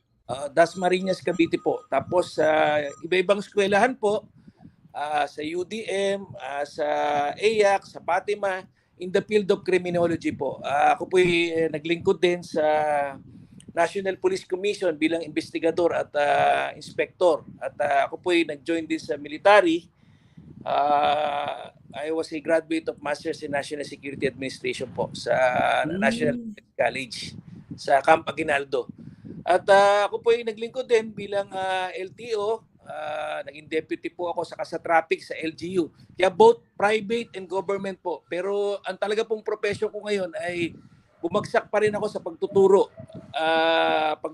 ng criminology, law enforcement at iba-iba po pong mga subjects. Yun po ang talagang background ko bilang guro sa field ng criminology. Nagsulat din po tayo ng mga iba-ibang libro, pero bagamat po doon, ang ano ko po talaga ay ang Knights of Rizal. Kasama ko po si Sir Alex at si Sir Peter at yan po ang talagang namin, ang Knights of Rizal. Diyan po ako naging aktibo at naging matagal din po ako na nag-serve as past Executive Director po ng Knights of Rizal, sir. I see. Okay. Bali, mga ilang taon na po kayo nasa KOR? Ako po, nag-start po ako. Ako po kasi ang founder ng NARA chapter, yung chapter namin dito sa Knights of Rizal. Naging ako po ay, nung binuo po namin ang NARA chapter sa pamumuno ng past Supreme Commander namin, si Sir Emilio Ibanez, who are composed of judiciary and military. Naging po ako, regional commander ng Knights of Rizal. Tapos umakita po, nakapag-create po kami ng maraming mga chapters nung panahon namin. At recently po, nung na-appoint na Supreme Commander si Sir Justice Ibanez, tayo po ay ginawang Executive Director at hanggang sa panahon po ng incumbent ngayon, Supreme Commander si Sir Calderon po. Kaya lang po, bumaba din po ako at meron na pong bagong Executive Director. Pero matagal din po. Pero dito kayo based sa Pilipinas? Opo, sa Pilipinas po. Madalas lang po ako sa ibang bansa din, pabalik-balik sa San Diego. Pero dito po ako talaga dahil nandito po ang puso natin, nandito rin ang trabaho natin.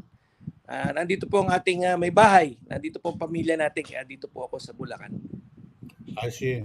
Pero sa ngayon, anong pinagkakaabala ninyo bukod sa Knights of Columbus? Retired na kayo? Knights of Rizal. Knights of Rizal. Nalilito ako, sorry po. Bro, tapos sa review, nag-ano rin po ako ng mga sa board exam. Yun, nagsusulat ng libro, tapos nagtuturo po ako. Ngayon po ay nasa ano pa rin ako, De La Salle Dasma pa rin ako, connected as part-time professor at sa UDM at saka sa AYAC po. At hinihintay ko na rin po yung panibagong ano na naman, trabaho sa gobyerno. Baka bumalik po ako sa gobyerno ulit at meron naman pong mga nakaantabay na posisyon para sa atin. Ano po ba yung ika nga inaasam-asam yung posisyon sa gobyerno para makabalik kayo? Ako naman po ay kung saan tayo sa tingin natin na makapaglilingkod tayo para sa ating taong bayan at magagamit po na natin ang ating malawak na karanasan, tayo po ay tatanggap ng anumang posisyon na sa tingin natin. Pero ako po, ang field ko talaga, law enforcement po at nasa military o sa police po, hindi po ako ulit dyan. Basta po sa law enforcement, yan po ang ano natin. Pero ang mahalaga po, yung makapaglingkod tayo. Dahil ako po pinagmamalaki ko na ako pinag-aral din ng gobyerno natin. 2 beses po ako naging scholar ng bayan. Ito po yung Masters in National Security Administration sa Camp Aguinaldo. Ngayon, yung Masters in Public Safety Administration. Both sa ano po yun, sa government, sa police at saka sa military.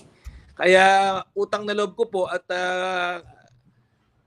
tayo pong ano ngayon, gusto naman po natin maibalik yung mga tinulong sa atin ng gobyerno sa pamamagitan ng paglilingkod ng tapat at i-public office is a public trust. Gusto po natin na makapaglingkod din ulit at ma-share po yung ating mahabang karanasan.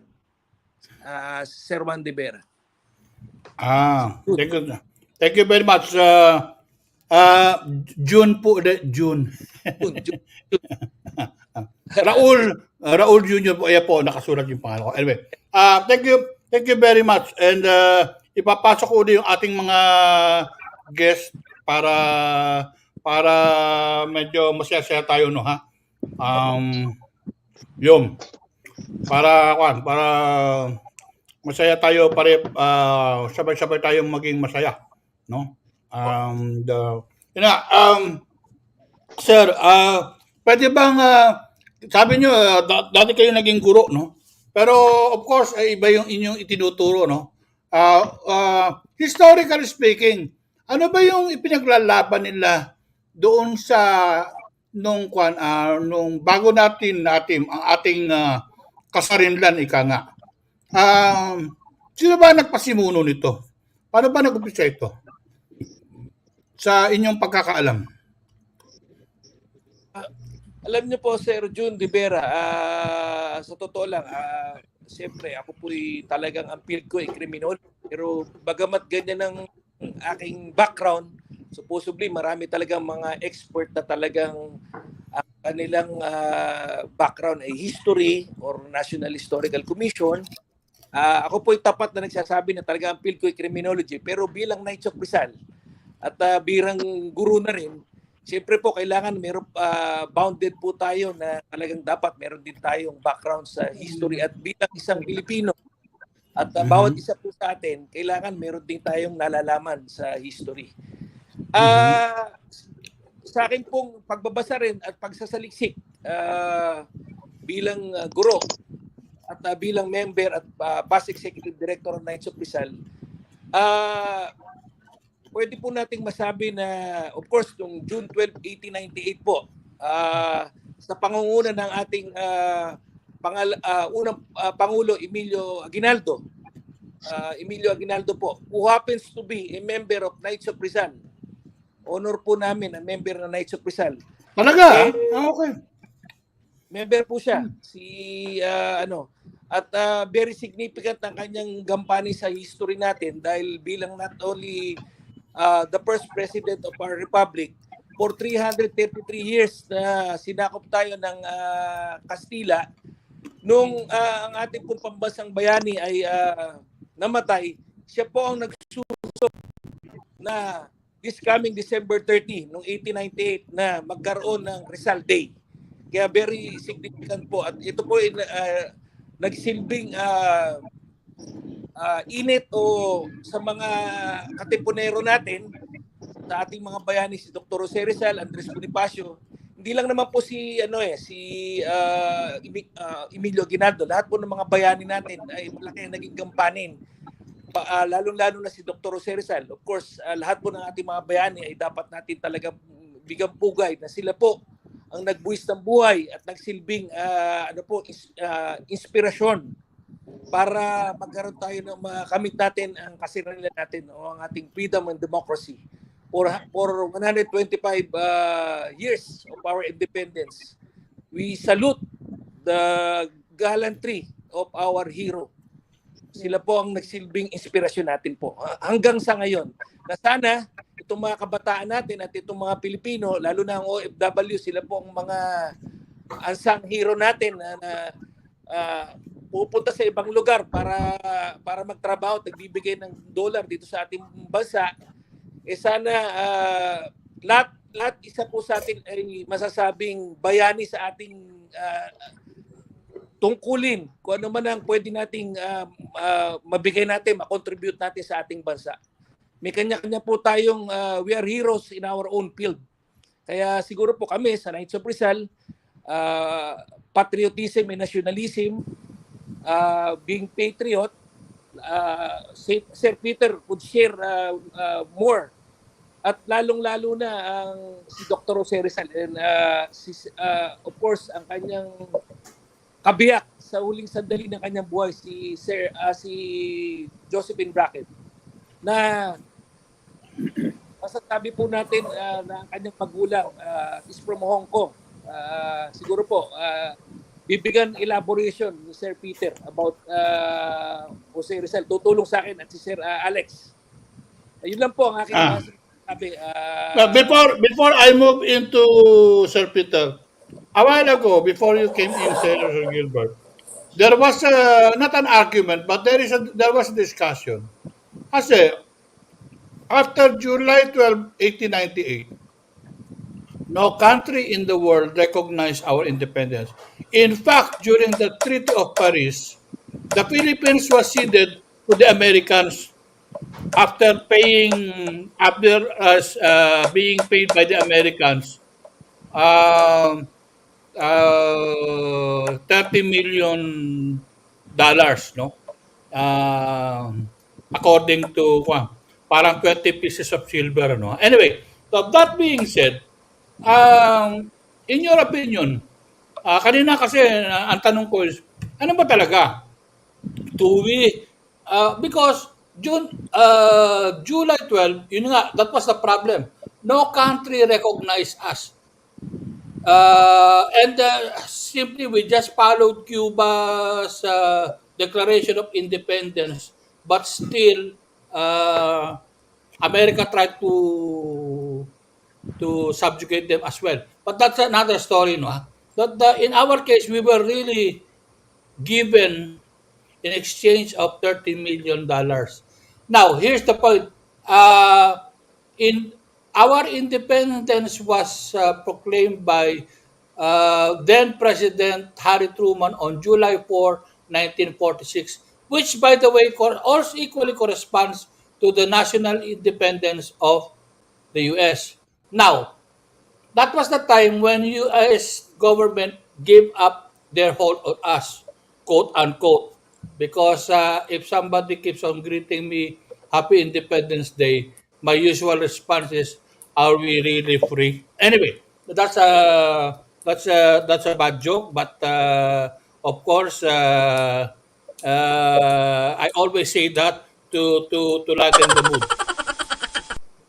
Anyway, so that being said, in your opinion, Sir Gilbert, if I may ask you, what is your opinion? Should it be June 12 or July 4? And justify your answer. Maganda po yung tanong nyo. Pero sa akin pong pagsasaliksik din, kaya nga po nung talagang dineklara nga na from June 12 to July 4, si President Diosdado Macapagal po ibinalik po yung yung June 12 1898 supposedly, but July 4 siyempre po So it was Macapagal pala, not Quirino. Then I stand corrected. Okay, thank you very much. Okay. Ang instrumental niya para ibalik ulit yung independence natin. Kasi yung July 4 parang itinaon po na sa mga Amerika yung Freedom Day na yun po yung aking nabasa na sige po.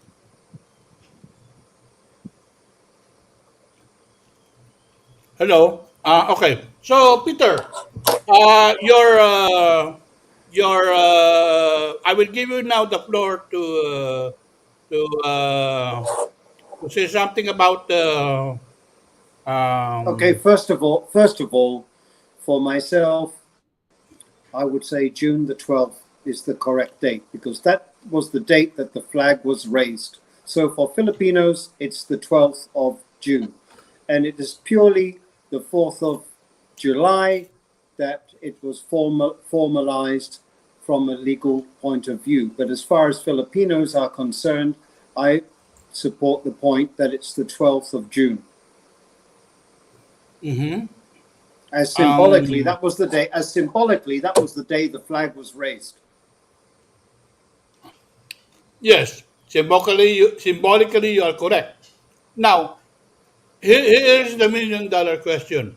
No country recognized that symbol. So, what say you about that? Why should we be concerned to other countries? As far as Filipinos are concerned, it was the 12th of June that the flag was raised. So that is where Filipinos will stand. So we don't have to care about the rest of the world. Very good answer. I like that answer, and very straight to the point. Yeah.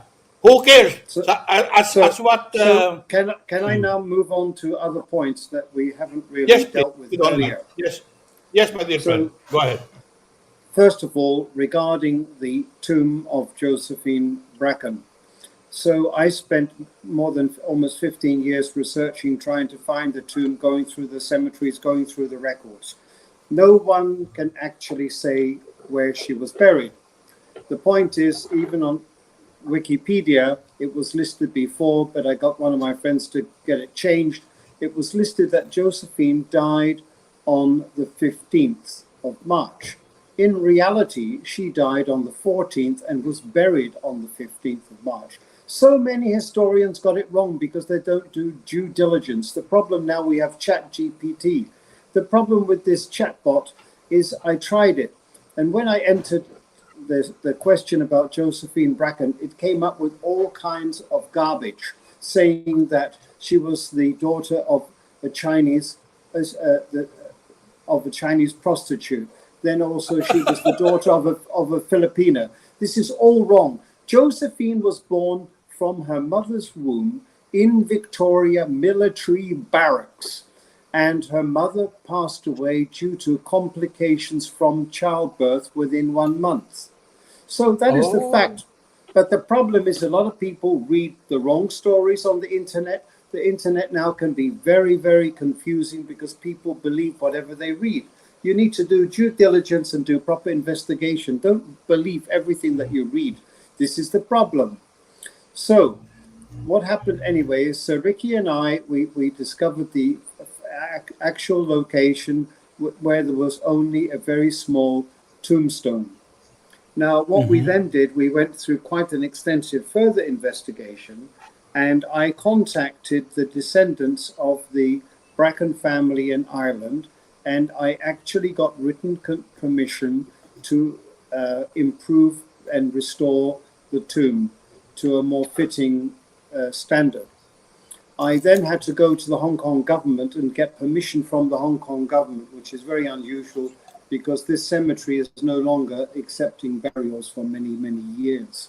But I actually managed to get consent, and I got also support from the MOD. The MOD is the British government because they take care of war graves.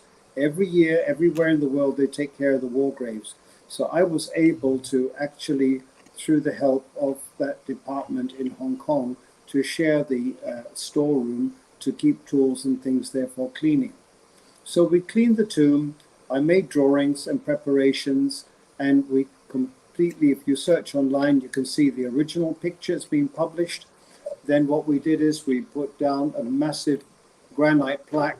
We put a symbolic iron, heavy, solid iron fencing around with Masonic symbolism, because I became so interested in Rizal, because as a Mason in the Philippines, when I discovered that Rizal, the Philippine national hero, was also a Mason, I became more intrigued. This led me to my research.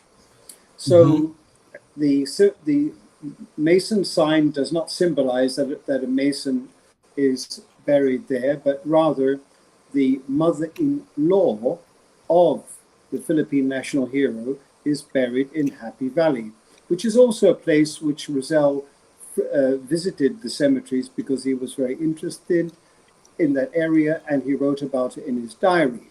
So it's kind of ironic that he had visited that area, and subsequently Josephine Bracken, when she died on the 14th, she had to be buried the next day because of typhoid in Hong Kong, and most of the people were being buried in mass graves. On the 15th, when the people gathered in Happy Valley, there is no way, because Josephine was very much involved with the aristocracy of the Philippine community in Hong Kong. She was very important as the widow of Dr. Jose Rizal. There is no way that they would have allowed her body to be tossed into a grave with 20 cadavers. Impossible. And also, what people don't realize or should remember is Filipino custom. Filipinos wouldn't do that. They would, if they know that the mother, she was so important that her mother was buried there, they would have paid the grave digger to bury her with her mother. Okay. I had no interest, even I could get permission to excavate. I had no interest to disturb the grave. My only interest was to make a proper memorial to the mother-in-law of Dr. Jose Rizal. And Sir Ricky and I hypothesized, that means we theorized, that Josephine was buried with her mother. When we first unveiled the restored tomb, which can be seen all over the internet around the world, we had a beautifully finished grave, which also had some green foliage on the side made of plastic. That has subsequently now been replaced with beautiful Irish green tiles. And we have now added a formal, because this year is the first time in history that a memorial flower offering was made to Josephine Bracken at that grave. And what Sir Ricky and I have done, we have added, and this can be seen online, we have added a heavy stainless steel plaque commemorating this grave as a memorial to Josephine Bracken. So this is now a formal memorial where we hypothesize she is buried with her mother. It has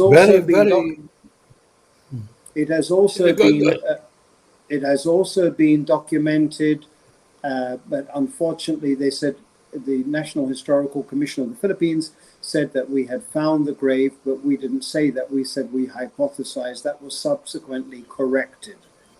So we stand by that because nobody else can challenge or prove otherwise.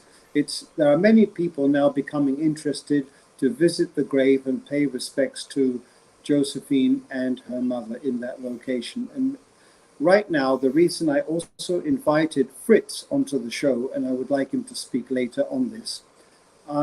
Fritz is a very talented Filipino artist, painter, and I asked him if he would be willing to do 2 paintings. One was the grave, to do a painting in oil, and we in Hong Kong, the Knights of Rizal, we would provide a replica of the 2 big granite plaques, but smaller size in stainless steel with the inscription, so easily legible, and a smaller one, the memorial to Josephine. So we have arranged already and I've spoken to the curator of the museum in De Peyton, and Sir Fritz has agreed to donate the painting of the grave to the original oil painting to the museum on perpetual, irrevocable loan. That is, it can never be sold. So it will go to De Peyton. It cannot be auctioned. It cannot. But he will also make he will make a limited edition of canvas, prints on canvas, which people, if they're interested, it will be a limited edition with a certificate that they can buy. And they would also need to pay. That would be in the form of a roll, and we can send the plaques, if they want the plaques from Hong Kong, to anyone in the world who's interested to have a copy of this historical painting.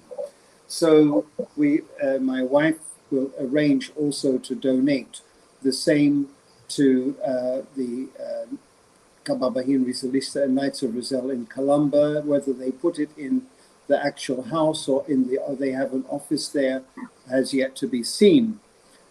Sir Gilbert is going to try his best to contact the museum in Fort Santiago, see if they would also be interested in a donation of a copy. As well as I have spoken to the Supreme Commander of Knights of Rizal. We are offering also free of charge to do the same there. And perhaps we would like to donate the same to the Grand Lodge of the Philippines. Now we come to the second painting, because historically it is known that Josephine fought with the revolutionaries against the Spanish. And it was documented that Josephine went out one night on horseback with another lady and carrying Musa rifles, and she shot and killed a Spanish officer. So I conceptualized the idea in my mind, but I'm not a painter like Sir Fritz, who's really very, very talented. And he has very kindly agreed to also do a painting of Josephine. Imagine coming from your left, going towards the right, on horseback, the horse rearing up, one hand on the reins, one hand on the rifle, as she shoots the Spanish officer coming from the opposite direction towards her, and he starts lurching and fought to fall off his horse. So this painting will be done by Sir Fritz to my request to do this concept in a Renaissance style, like a Leonardo da Vinci. This will be a beautiful, beautiful painting. And I think many people would like to own such a painting or a copy of it. And so also because it's a lot of effort for Sir Fritz. And I've asked him to do all this for free, but in order that he can have some benefit for all his effort and the costs involved, he will do the limited edition of maybe 1,000 limited edition, especially of the Josephine on horseback, because that would be such a beautiful picture for anyone to own. So it's a limited edition, and it's on real canvas, and it will be in a roll, and so it can be shipped anywhere in the world, and people can then just mount it in whatever frame they wish. But it will come with a certificate. So we plan to give this to Calamba, the copy, to the Grand Lodge, to Fort Santiago, and the Knights of Rizal. I see. Calamba. So those are the places we would like to offer free of charge the copies to. A lot of Filipinos don't seem to realize what a great role Josephine Bracken played as the widow of Rizal in also fighting the revolutionaries. Fighting the Spanish barbarians. And I think it is high time that Josephine should be recognized posthumously, and I have requested the Knights of Rizal Supreme Council to consider to award Josephine Bracken the Pro Patra Award, which is the highest award they can give, especially in consideration that we are the Knights of Rizal, respecting Dr. Jose Rizal. How can we give anything less to Josephine? It's time for her to be recognized. And I think this would be a wonderful thing, and I'm looking forward to a positive reply. So perhaps let us hope it happens in our lifetime. Yeah. So before we go further, I would like Sir Fritz maybe to put some input about these two paintings that I've requested him to do. By the way, I've also introduced him to Sir Ricky, and we are looking at, he's going to do some inspirational paintings, and that will be in further books that will be coming up, which will be really, really unique. So I give the floor now to Sir Fritz. Okay, thank you very much, Sir Peter. Sir Fritz, you have the floor now to please enlighten us. What do you plan to make? Will it be in oil or in acrylic? The painting that you will do for Dapitan Museum. The original painting will be done with oil painting po. So it will last kahit ilang taon hindi siya masisira. Opo. And the It will be copies an will oil be painting. in acrylic. It's a photo canvas Or print. or do they have a choice whether they wanted it oil or acrylic? No, sir. It's a photo canvas na po. It's a vinyl print, something like that. Vinyl print. Okay, okay. Parang Parang yung ano, mga parang parang tarpaulin. yung mga wedding photo Oo nga, canvas, parang yung ganun po. tarpaulin na, parang tarpaulin na. Ayun. No, it's not tarpaulin po. It's a real canvas po, printed. It Real looked like canvas. it looked like an original oil painting. Pero it's not. It's printed. Of Opo. course, that will be cheaper, no? That will be cheaper. Opo. Para anybody can afford po. Affordable. So, But yes po. if you don't mind my asking, something that will be commissioned, by the way, anong size niyan? Siguro, I was thinking kung mas madali kasi mag-paint po ng malaki compare sa maliit. True. Oo. So, siguro mga 20 inches by 30 inches, mga ganun po. Or siguro, pareho ng portrait ng nanay ko nung pinakomission ko rito ng oil. Nagpa-oil canvas ako painting ng portrait ng mother ko eh. And yeah. If you don't mind my asking, mga magkano yung ang commission sa iyo ng ganyang oil canvas? Would you give a rough estimate or it's very hard now to quant? Depende kasi sa mga subject po eh. Especially like this Sir Peter give me the opportunity to do the work. Parang hindi ako nag-iisip kasi ng okay. presyo kasi I was very much inspired with the concept kasi ni Sir Peter. If for example, somebody who is now listening to us, who would be interested, gusto ko rin ng ganyan sa mansion ko. Yung, alam mo, although maraming mahirap dito, meron din mga mayayaman dito na gusto nila ng ganyan eh. Now, in case, at mahilig din sa paintings, no ha? Now, just for the sake of argument, if someone will ask you to do sabi nga nila, no two diamonds are alike. That goes the same thing with paintings. No two paintings are alike unless, as you said nga, ito yung magiging parang canvas print mo. If someone will commission you to do the oil painting, something like that, at that kind of size, magkano abutin sa tingin nyo yung gano'n? Hindi bababa ng gano'n, hindi sa sobra ng gano'n. Price range. Pag mga ganun po, pag commission work kasi hindi bababa ng mga 100 Philippine currency. 100,000. Ganun po na commission work. Opo. Oo. Parang especially parang tagle, no ha? Oo. Yung anak nga ni Tagle, pinakabababa niya, may nagregalo sa akin pinakamababa niya 75,000. Opo, si Sir Master Tagle, mahal na kasi yun. Oo, national artist na yung tatay niya eh. Pero siya, he's also doing abstract paintings. Ang pinakamababa niya, I heard, nasa 35 eh. Parang maliit lang yun. Parang gano'n. Actually, maliit pa yun kasi ang painting kasi maliit na painting yun, hindi kalakihan, no?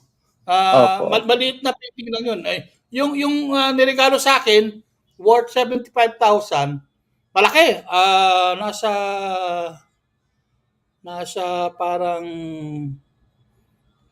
15 by 20, something like that. Parang gano'n. Mhm. Or 20 by 30. Hindi ko rin matandaan eh. Basta malaki. And Okay. sabi sa kanya, at saka may certificate yun, by Ernesto Tagle Jr. Junior niya yun. And yun nga. Of course, si senior, million yun. hindi natin kaya yun. Oo. At saka yun, regalo lang naman sa akin isang kaibigan ko. Oo. Anyway, mukhang yung telepono niyo naka-monitor. Pakipatay lang po yung volume ng telepono niyo. Nagpi-feedback. Yan. Okay na. Yung pa rin, nagpi-feedback pa rin. Anyway, so thank you very much for I'll bring back the rest of the gang in the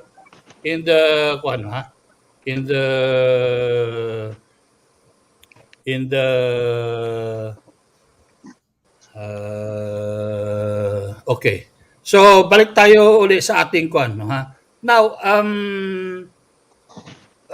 yung naman, yung sinasabi niyong canvas, may estimate na kayo magkano magiging cost nun if ever? Actually, yung original canvas will be Are you still donated asking po about sa this so wala pong price po yun. Wala pa, okay. No. Wala pa. Peter, sorry.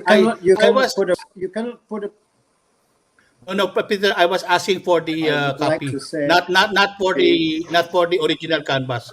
No. Because I'm interested to have a copy. Later. You cannot say. Okay, it's not fixed yet. That will be later because of shipping costs, etc. So please be patient. We will know the pricing probably by the end of. But the point is, this painting, the value, not even put a price because it is such a unique, original, and so symbolic and so meaningful. How can you put a price on priceless painting? You cannot put a price on this painting, especially the one of Josephine on horseback. It's an original concept that none has ever thought of. And my idea also is that this painting could be used on a first day cover. So an envelope on the left-hand side, the painting could be reproduced. Picture of Josephine by herself on horseback could be used as a stamp. This would be a fantastic first for the Philippine Post Office to publish. I'm sure many would like to get this stamp. It would be very, very interesting.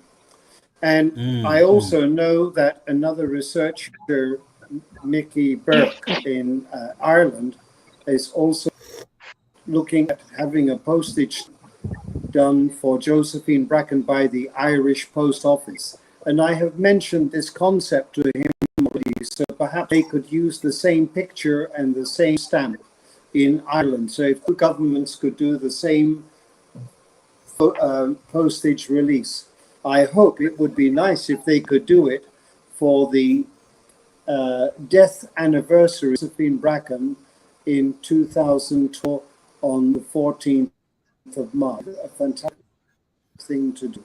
I'm sure there would be a lot of the reason why I'm interested is because that's also my birthday. That's why. It falls on my date of birth. So I'd like to acquire one. And knowing that it's a limited edition, I love paintings as well, even if it's just a copy, And if you don't mind, Sir Fritz, if you could setting aside one for me. Yes, sir. So what we can just a copy, not the original, because I cannot afford the original. Yes, sir. Of course. So sorry, my friend. You were saying? what I was going to say is you will be the first private collector after the institutions to have a number of the limited edition. So congratulations. Thank you, thank you. I'd like to support that. But you know what? How I wish with the installation also of the oil painting in Dapitan, I could be there. But the problem is I couldn't travel anymore. That's the most pitiful part, no? Because I'm not allowed to take the cabin pressure. My lungs cannot afford to take the cabin pressure anymore of the plane. But that's another story. But it would have been nice to see when they to attend the ceremony while they installed that in the museum, because I myself would like to go and see the museum in Dapitan. I saw it in the video that you sent me, Sir Peter and my dear friend, and it's really beautiful. You know, they and the guy who the tour guide who is giving the tour is seem to be very knowledgeable about the national hero and what he did in that place and how he became famous and how much he bought the property after winning the lottery and divided among three people and how much he bought it for.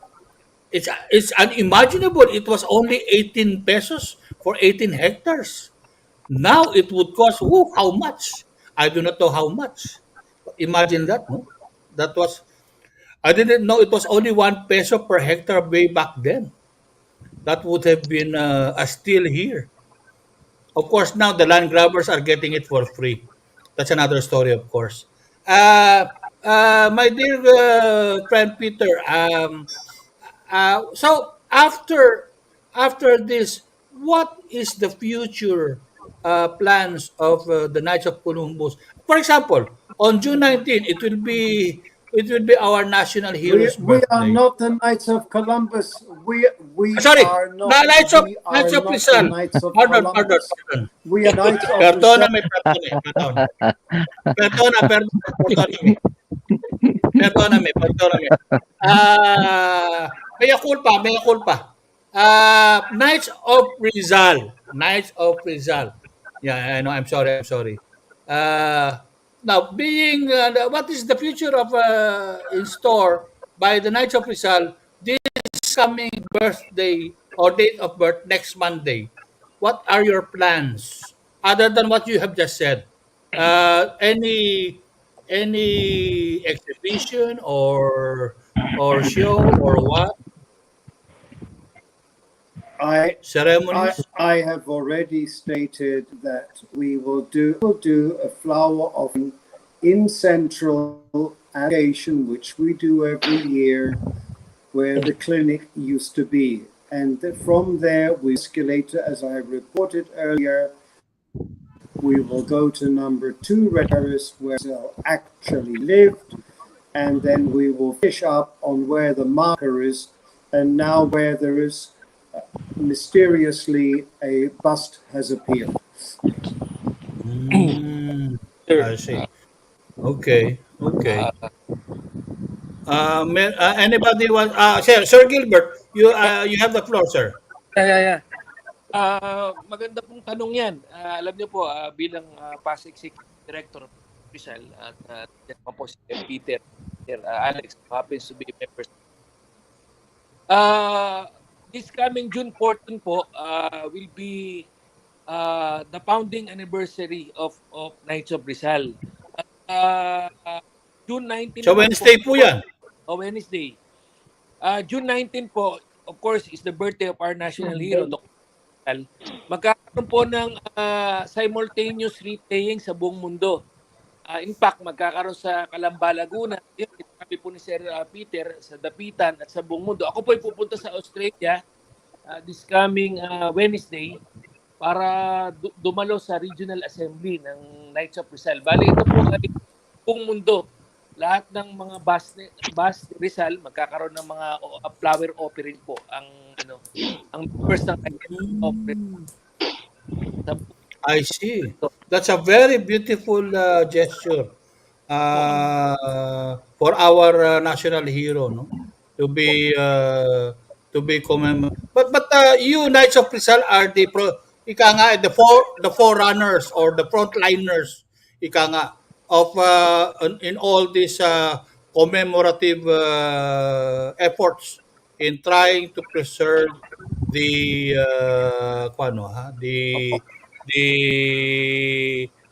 the legacy of our medyo pinapalakpakan ko yan.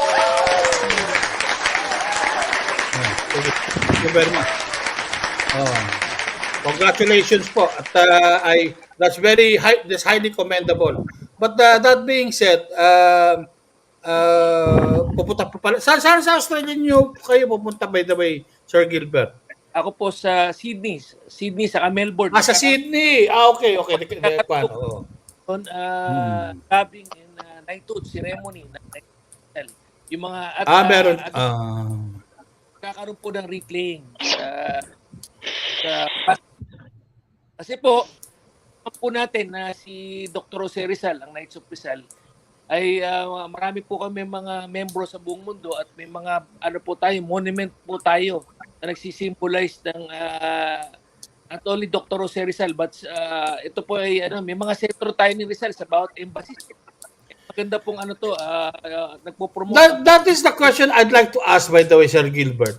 Okay. May alam akong isang replica ng Rizal Park na Luneta Monument ni Rizal sa, alam ko meron tayo sa China. Sabi nga ni Peter sa Fujian. Alam ko sa Spain meron din tayo. Meron din po. Now, other than that, saan pa tayo meron? Ako,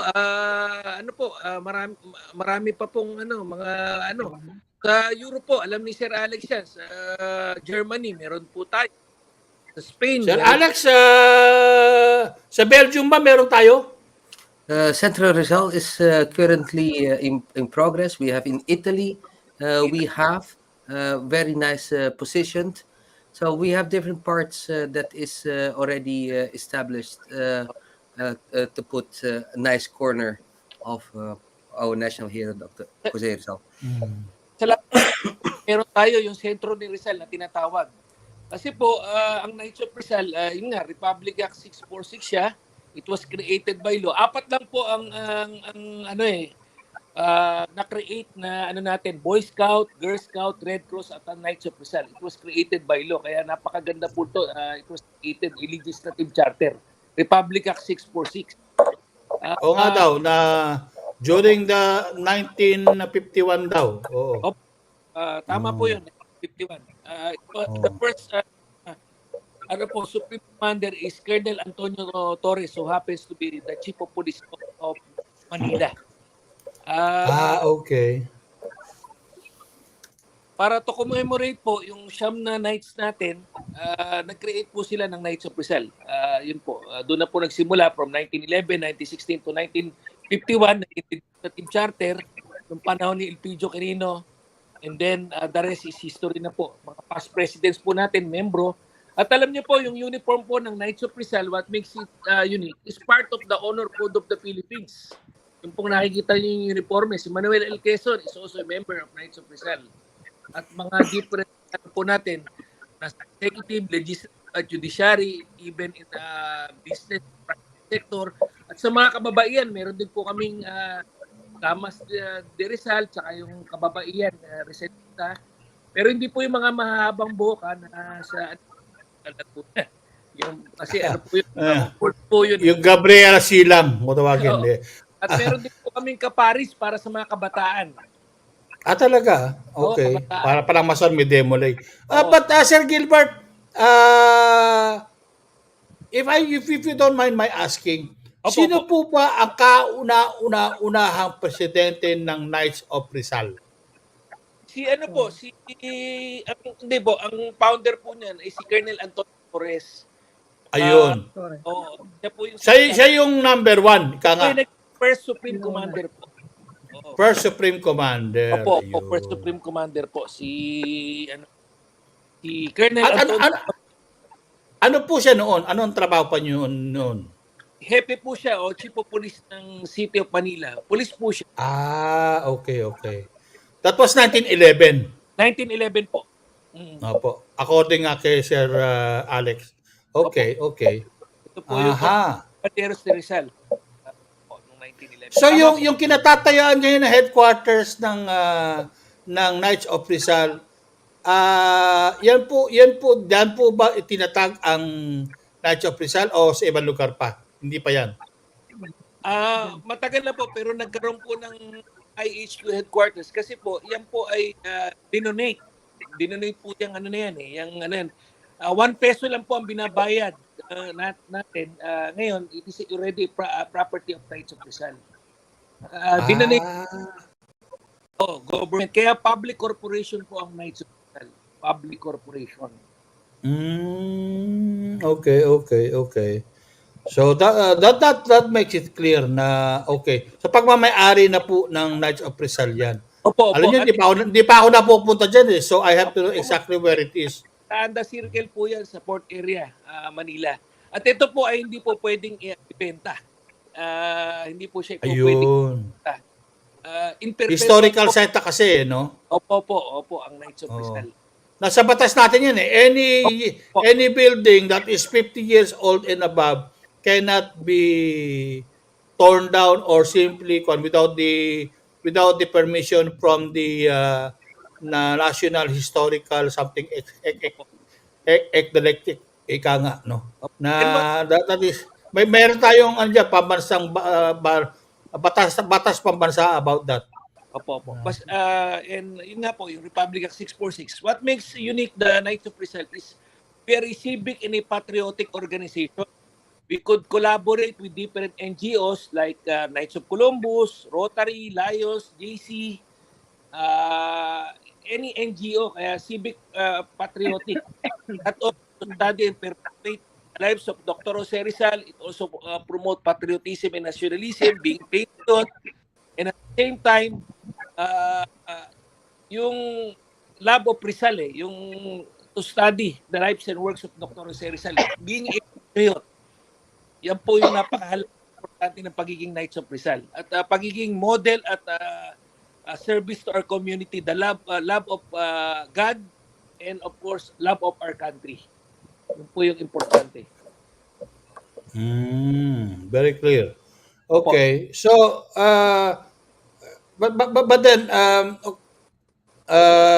is it also, of course, by membership po yan. Is it a membership by invitation or anybody can just voluntarily come in and say, I would like to be a member of Knights of Rizal? Lahat naman po ay po pwedeng, in fact, we are encouraging yung kami po, mga Knights of Rizal ngayon, na mag-invite hindi naman kami prohibited to invite members of Knights of Rizal. As long as 18 and above po siya, it was of good moral character, recommended po siya and signed by 2 active members ng Knights of Rizal. And first and foremost, yung he really loves to study and propagate the lives of work of our national hero, Dr. Jose Rizal. Yung pong importante. At of course, during December 30 po, meron kaming great day. Siyempre, yan po yung importante rin pagka sa Luneta. At every December po, meron kami tinatawag na INRILE, National Youth Leadership Institute. Ginaganap po yun every year na December. Ito po yung mga gathering ng mga youth na may leadership at may mga iba-ibang sa buong Pilipinas. Mga different schools, nagpapadala po sila ng representative. Nagkakaroon po tayo ng leadership sa Baguio, yung National Leadership Institute. Every year po yun, pinaproject na Knights of Rizal. Kasi we believe that the youth is the hope of our motherland, and at the same time, yung mga different schools nagkakaroon ng poster making, nagkakaroon ng essay writing, oration, declamation, at yun po, every year po. Kaya every year po, nagko-conduct din po kami ng mga medical mission and dental mission. At the same time, during disasters po, ang Knights of Rizal din as a civic and a patriotic, tumutulong din po tayo sa mga nangangailangan. Hindi lang sa mga kapwa membro po namin, but around the world po. Kaya ang Knights of Rizal plays a very important role in our community to promote our country, our national hero, Dr. Jose Rizal, and of course, to showcase that Filipinos are world class and kailangan po yung patriotism and nationalism, yung pagiging patriot. We never forget that we are Filipino. And Knights of Rizal is a very good organization to promote nationalism and patriotism po. How, if you also, if I may ask further, how many are there now? How many members are there in total As of as of now? Active Uh, members. There 5,000 po and still growing po ang Knights of Rizal sa buong mundo. Meron po kami mga local chapters at iba-ibang region. At meron din po kami sa Hong Kong. Yan po si Sir Peter who happens to be our regional commander there in Hong Kong. Siya po talagang former regional commander at nag-establish ng Hong Kong chapter. Meron din po sa Europe, si Sir Alex, member po niyan. At siya po ang chapter commander. At napaka-active po ng Netherlands sa pamumuno niya. Meron po kami sa Europe, meron din po kami ANSO, yung Australian and New Zealand. Meron po kami sa MIR, sa Middle East. Meron din po kami sa Canada at sa US. May mga different regions po kami. At buong mundo po, meron po ang Knights of Rizal. Sir Kajun. Very nice. That's very nice to know, ha? 5,000 all over the world. Pero dito sa Pilipinas po, mga ilan libo na po kayo. Dito lang sa Intramuros. Sa Intramuros po, meron kami sa NCR po dyan eh. Yung NCR po ngayon, tapos may mga local chapters din po kami na almost siguro po mga nasa 1,000 po to 1,500, mga ganun po. Pero okay. Po kasi hindi lang po kasi ang Knights of Rizal po mga kabalyero, mga Sir Knights, mga lalaki po siya. Meron po kami counterpart na pag po sa mga kababaihan, yung kababae Rizalista, ito naman po yung sa mga kababaihan natin at yung Damas ni Rizal at Ladies of Rizal, meron po nun. Sa mga kabataan naman po, meron po yung Kaparis. Yung kabataan pangarap ni Rizal, yun naman po yung mga sa youth na version namin. Ayun. Okay. And then, of course, mayroon kayong tawagin siyempre, you have to confer the knighthood. No? Dahil mga Knights of Rizal nga, you have to confer the knighthood accordingly. No? Opo. During, as a part of the commemoration of being a member. Okay. That's understandable. Kasi I'm a Rotarian. In Rotary, it's an organization by invitation only.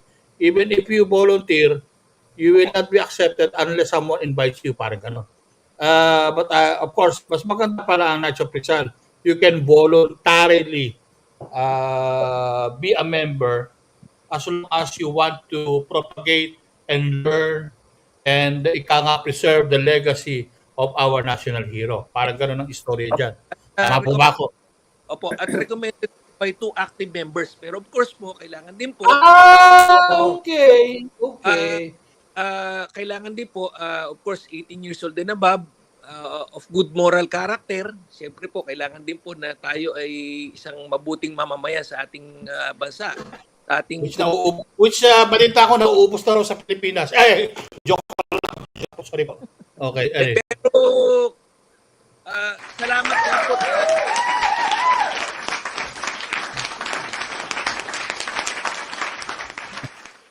Go ahead. Sila Sir Peter, kahit bagamat yung kanila pong edad at ngayon po si Sir Alex naman sila naman yung mga younger version. We are not paid here we are all volunteers here. But being volunteer is talagang I salute all members of Knights of Rizal at yung mga iba pong umaano sa community natin who are volunteers effort, giving time and effort just to serve our country po Di po ba? Opo. And being a volunteer is no joke. you are spending your own money on every undertaking you do in order to keep the organization alive. Hindi rin biro maging volunteer. Coming from the point of view of a Rotarian, Diyos ko mahabagin isusubo mo na lang i-volunteer mo pa dahil nga mayroong mas nangangailangan. Kasabihan nga natin, no? Mayroong, kung tayo nagugutom, mas may nagugutom sa atin, parang gano'n. Kaya isusubo mo na lang, iaabot mo pa sa kanila para lang out of your love for the country, ika nga nila. Anyway, but it's no joke to be a volunteer. Pero you said, meron din pala, parang may endorsement pa rin pala, no? Hindi naman ganoon din kadali. Dahil it has to be parang tawag nito, it has to be guaranteed by 2 active members na ikaw ay a person of good standing. Hindi rin pala basta-basta. I mean, akala ko naman anybody can just come in. Hindi naman pala ganun pala. Opo. Parang meron din may guidelines din pala. May proseso din po, Sir Kajo. Opo. Ganun na nakikita ko. Anyway, other than yung sa Baguio, saan ho usually nagaganap yun? Sa teachers camp po, Sir Kajun, every December po yun ginaganap. Yung National Youth Leadership Institute po sa Baguio. 50 years na po namin inaano yun. Ginagawa yun. Every December po yun. Kaya sa Baguio na mga kabataan, kaya nga Bilay Rizal may mga kabataan po kami na yung mga different schools nagpapadala po sila ng representative to have a leadership at saka yung mga competitions po natin. Kaya marami pong mga naging member po doon, nakaparis na naging member ng National Youth Leadership Institute ng mga leaders. Pero kailangan may sponsorship yun. Opo, mayroong mga eskwelahan po at mga pwede rin po ang any organization na mag-i-sponsor sa youth, sa estudyante na alam naman po natin, nag-excel din, na pwede pong ipadala doon para mag-compete at mag-join ng leadership training po doon sa Baguio. Would you by any chance, dahil malapit ang Disyembre, would you by any chance know how much ang sponsorship cost para kung sakasakali ilapit ko sa aming kwan? Last year po, almost mga 6,000, 7,000, mga ganun po. Including na po yung board and lodging. Pero ngayon po, hindi ko po masabi pa ngayon kung magkano pa yung okay. changes po na. Hindi pa po kasama yung pamasahe doon, of course. Ano naman po, kasama na po, nakapackage na po, sinasakay sila sa bus, sinusundo po. Talaga pong maganda naman po yung na yun. Yun naman pong na yun, para lang sa food at registration at board and lodging. Pero yung matututunan po natin ay talagang napakaganda po noon yung pagkakataon. Kasi marami pong naging membro doon at umattend doon ay mga leaders na rin natin. Pero karamihan po dyan, mga kalalakihan o kababaihan o halo? Both po. Pwede po babae, pwede kalalakihan, pwede po. Okay. Basta estudyante po. Okay, basta estudyante. Okay. Okay, klaro. Okay. I-open ko sa isa sa mga meetings namin sa Rotary Club. Baka pwede kami mag-sponsor ng kahit isang estudyante. Salamat. Ako po yung Rotarian din. Ko lang po ng Rotary. Bowling kami. Service. Ganun ba? Sa Rotary Club yun? Rotary Club of May Kawayan East. May Kawayan East. Okay. Rotary Club of Malate Prime naman po ako. Anong 3810 Manila. 3770 po kami. 3770. Opo. Ka-district namin ng Rotary Club of Manila. The first Rotary Club in Asia. Opo. Ang first RI international president natin si Matt Caparas. Si Matt Caparas. Yes, correct. Si Matt Caparas. Buhay pa si Matt Caparas? Wala na po yata. Ewan ko, wala ko po akong idea, pero yun nga po. Alam ko, pumanaw na eh. Kailan lang? A few months ago. Opo. Namatay Si Matt. po. Well, don't quote me. I may be wrong, no? Kasi, usually kasi yan, dahil Rotary Club of Manila, usually sa mga events ng Rotary ng 3810, pumupunta yan. But lately, during the discon, hindi po siya nagpakita. Okay. And I heard something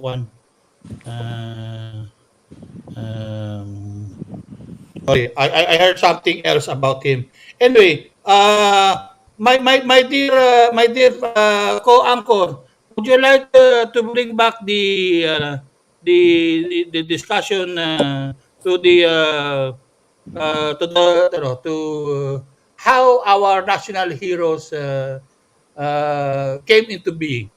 Of course, he studied it. We know that he did study in Europe to become a doctor and all. He became a scientist, in fact, and there are many attributions in both the fauna and fauna of his discoveries.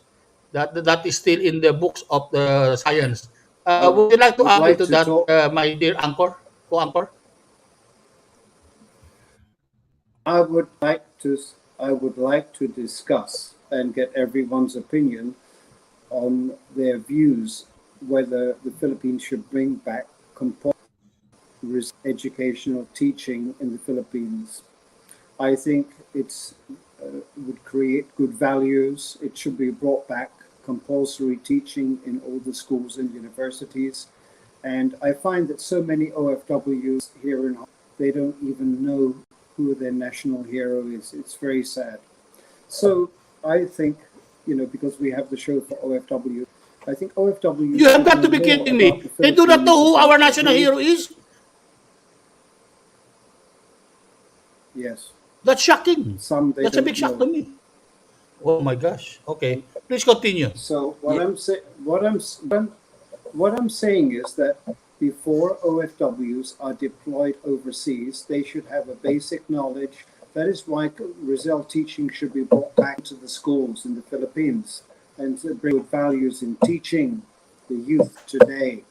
So in addition to that, Filipino OFWCs should also know about, they should know besides history, they should know the beautiful places in the Philippines. They go overseas, they can become ambassador and ambassadoresses to promote Philippine culture and to promote the Philippines as a tourist destination.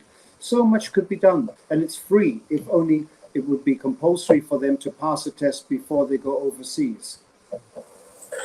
So I would like you to ask everyone to comment on what I've said. Okay, if I could ask first our good friend from Houston, Texas, what is your opinion on what Sir Gilbert just said? I'm Sir Peter. I'm not Sir Gilbert. Sir Fritz. Sir Peter. Sorry. I'm very bad in names, but that's the reason why I'm not running for any political position, because I will end up being kicked out by the president. Anyway, Sir Fritz, would you mind giving your opinion about what Sir Peter just said? Your mic is still muted. Yeah. And you Hello. muted. Yan. Yeah, Ayan, okay. I agree po with Sir Peter po. That's why in my case as a citizen of the Philippines, I do my own initiative. That's why I did the short film Rizal, The Young Rizal and the Secret of Delights, to encourage sa kabataan, yung mga youth kasi natin, napapansin ko sa Pilipinas, puro cellphone sila. Hindi nila alam kung sino si Rizal, hindi nila alam kung ano yung mga sakripisyo at mga ginawa ni Rizal para sa Pilipinas, kung bakit naging isinakripisyo niya yung kanyang buhay. So I did this film This was uploaded at the YouTube para yung mga Pilipino may access sila na mapanood kung ano yung values ng mga ginawa ni Rizal para kahit papaano makatulong man lang tayo na ano. Ilang oras itong short film na to, Sir Fritz? It's an 8 minutes 8 minutes very short pala. film. Yeah, short lang. Oo. It's a parang may Padalam sa akin. I'd like to show it during my show next week. Yes po, and everybody can access if the you will YouTube. permit me. Yeah. Sige Yes. po, sige po. Ginawa po namin to na ma-access lahat ng gustong i-disseminate yung yung film para maipalabas, para maipakita yung kung ano yung iyang Rizal. So kasi sabi nga ni Rizal, kabataan pag-asa ng bayan. Pero yung mga kabataan niyan parang hindi na nila naaalala si Rizal kasi nakatutok na sa Facebook, sa cellphone, Twitter, TikTok. So parang naaano na. So parang campaign natin to, parang self-initiative namin to with the help of Everyone Center for the Arts. Tinulungan na paggawin namin tong film na to. Ayun po. And at the same time, I do paintings about Rizal. Yung isang painting po na ginawa ko is Rizal in New York. Nung nasa New York ako, gumawa ko ng painting na Fifth Avenue. Fifth Avenue Hotel where Dr. Jose Rizal lived nung nag-visit siya sa New York during 1888. Pupunta pala ng Amerika si Rizal. I didn't know that. Okay. Yes po, pumunta po. He even drew the Brooklyn Bridge. Dinrawing pa niya yon. Nasa internet po yon. Dinrawing niya si 1888 po. And then yung painting ko na yon, it was binili po ng congressman ng Manhattan, ng New York. Assemblyman Stephen Raga, the first legislator.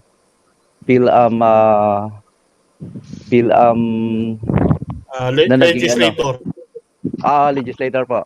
So binili niya yon. So nagkaroon ako na idea kay Sir Peter na kailangan makunan ko ng picture and then mapa-print din yon para yung mga gusto maka-acquire din kasi isang copy lang yun, sayang naman kung doon lang sa opisina ni Assemblyman na nakikita. Oo naman. So para ma-acquire din ng mga na kay Rizal na gustong maka-acquire ng painting na yon in affordable na budget. Ganun po. Ayun, so yun yung agree po ako sa ni Sir Peter po. Sir Alexander, your opinion? Yes. Of course, I share this. It needs to be reintegrated. We're going by the protocol. Ihuli natin si Sir Gilbert. But go ahead, Sir Alexander. You have the floor. Yeah. Okay. Yeah. I totally agree. If I am even convinced to learn the teachings of Dr. Rizal, then I think that the Filipinos should integrate it as well in their studies and also to promote the Philippines. We have a nice, a rich culture. It's really important for us to blossom. The Spanish that ruled the Philippines for 333 years, and then you have the Americans as well. I think it's time for us to blossom. Yeah.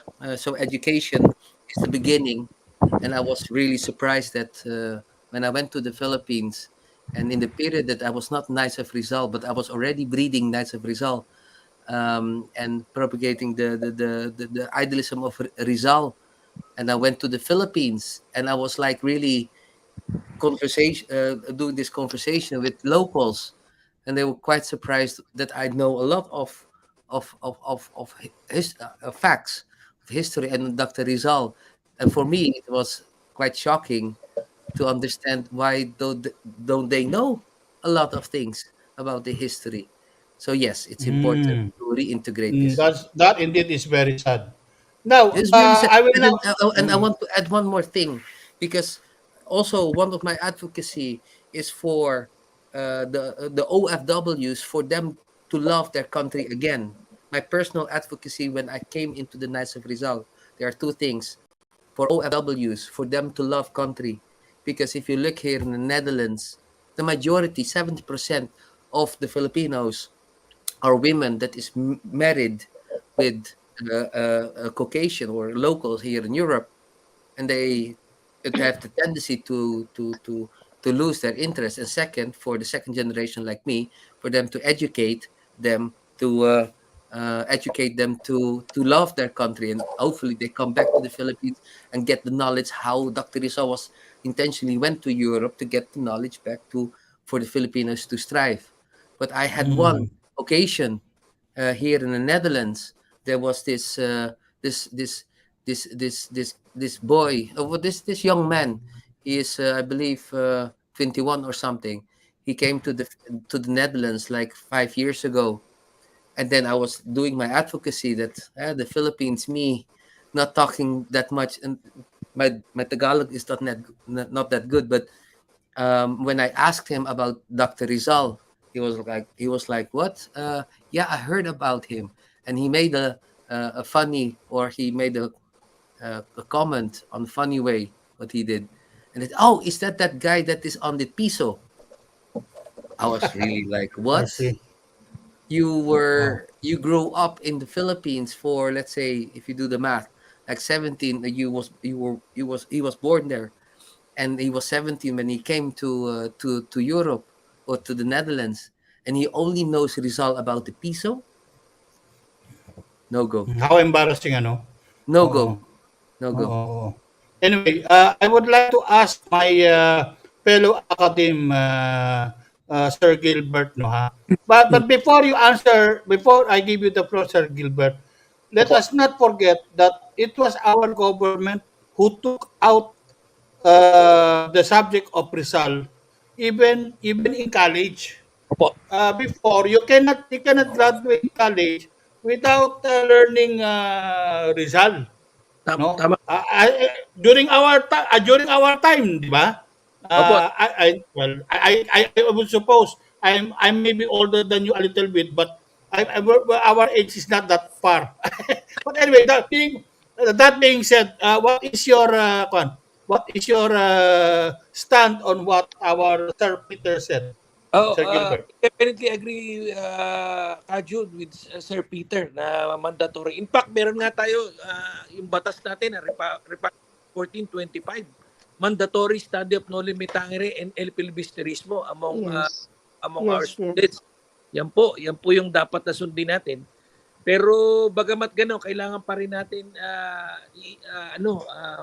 yabungin sa pamamagitan ng media, at malaking bagay po kayo, ang Bahay OFW. Nagpapasalamat kami na inimbitahan nyo kami, si Sir Alex, si Sir Peter, at sa mga buo-buo po nito, para ma-share po namin all about Knights of Rizal. Anong batas po uli yun? RA ano po? Republic Act 1425. 1425, okay. Okay, 1425, tatandaan ko yan.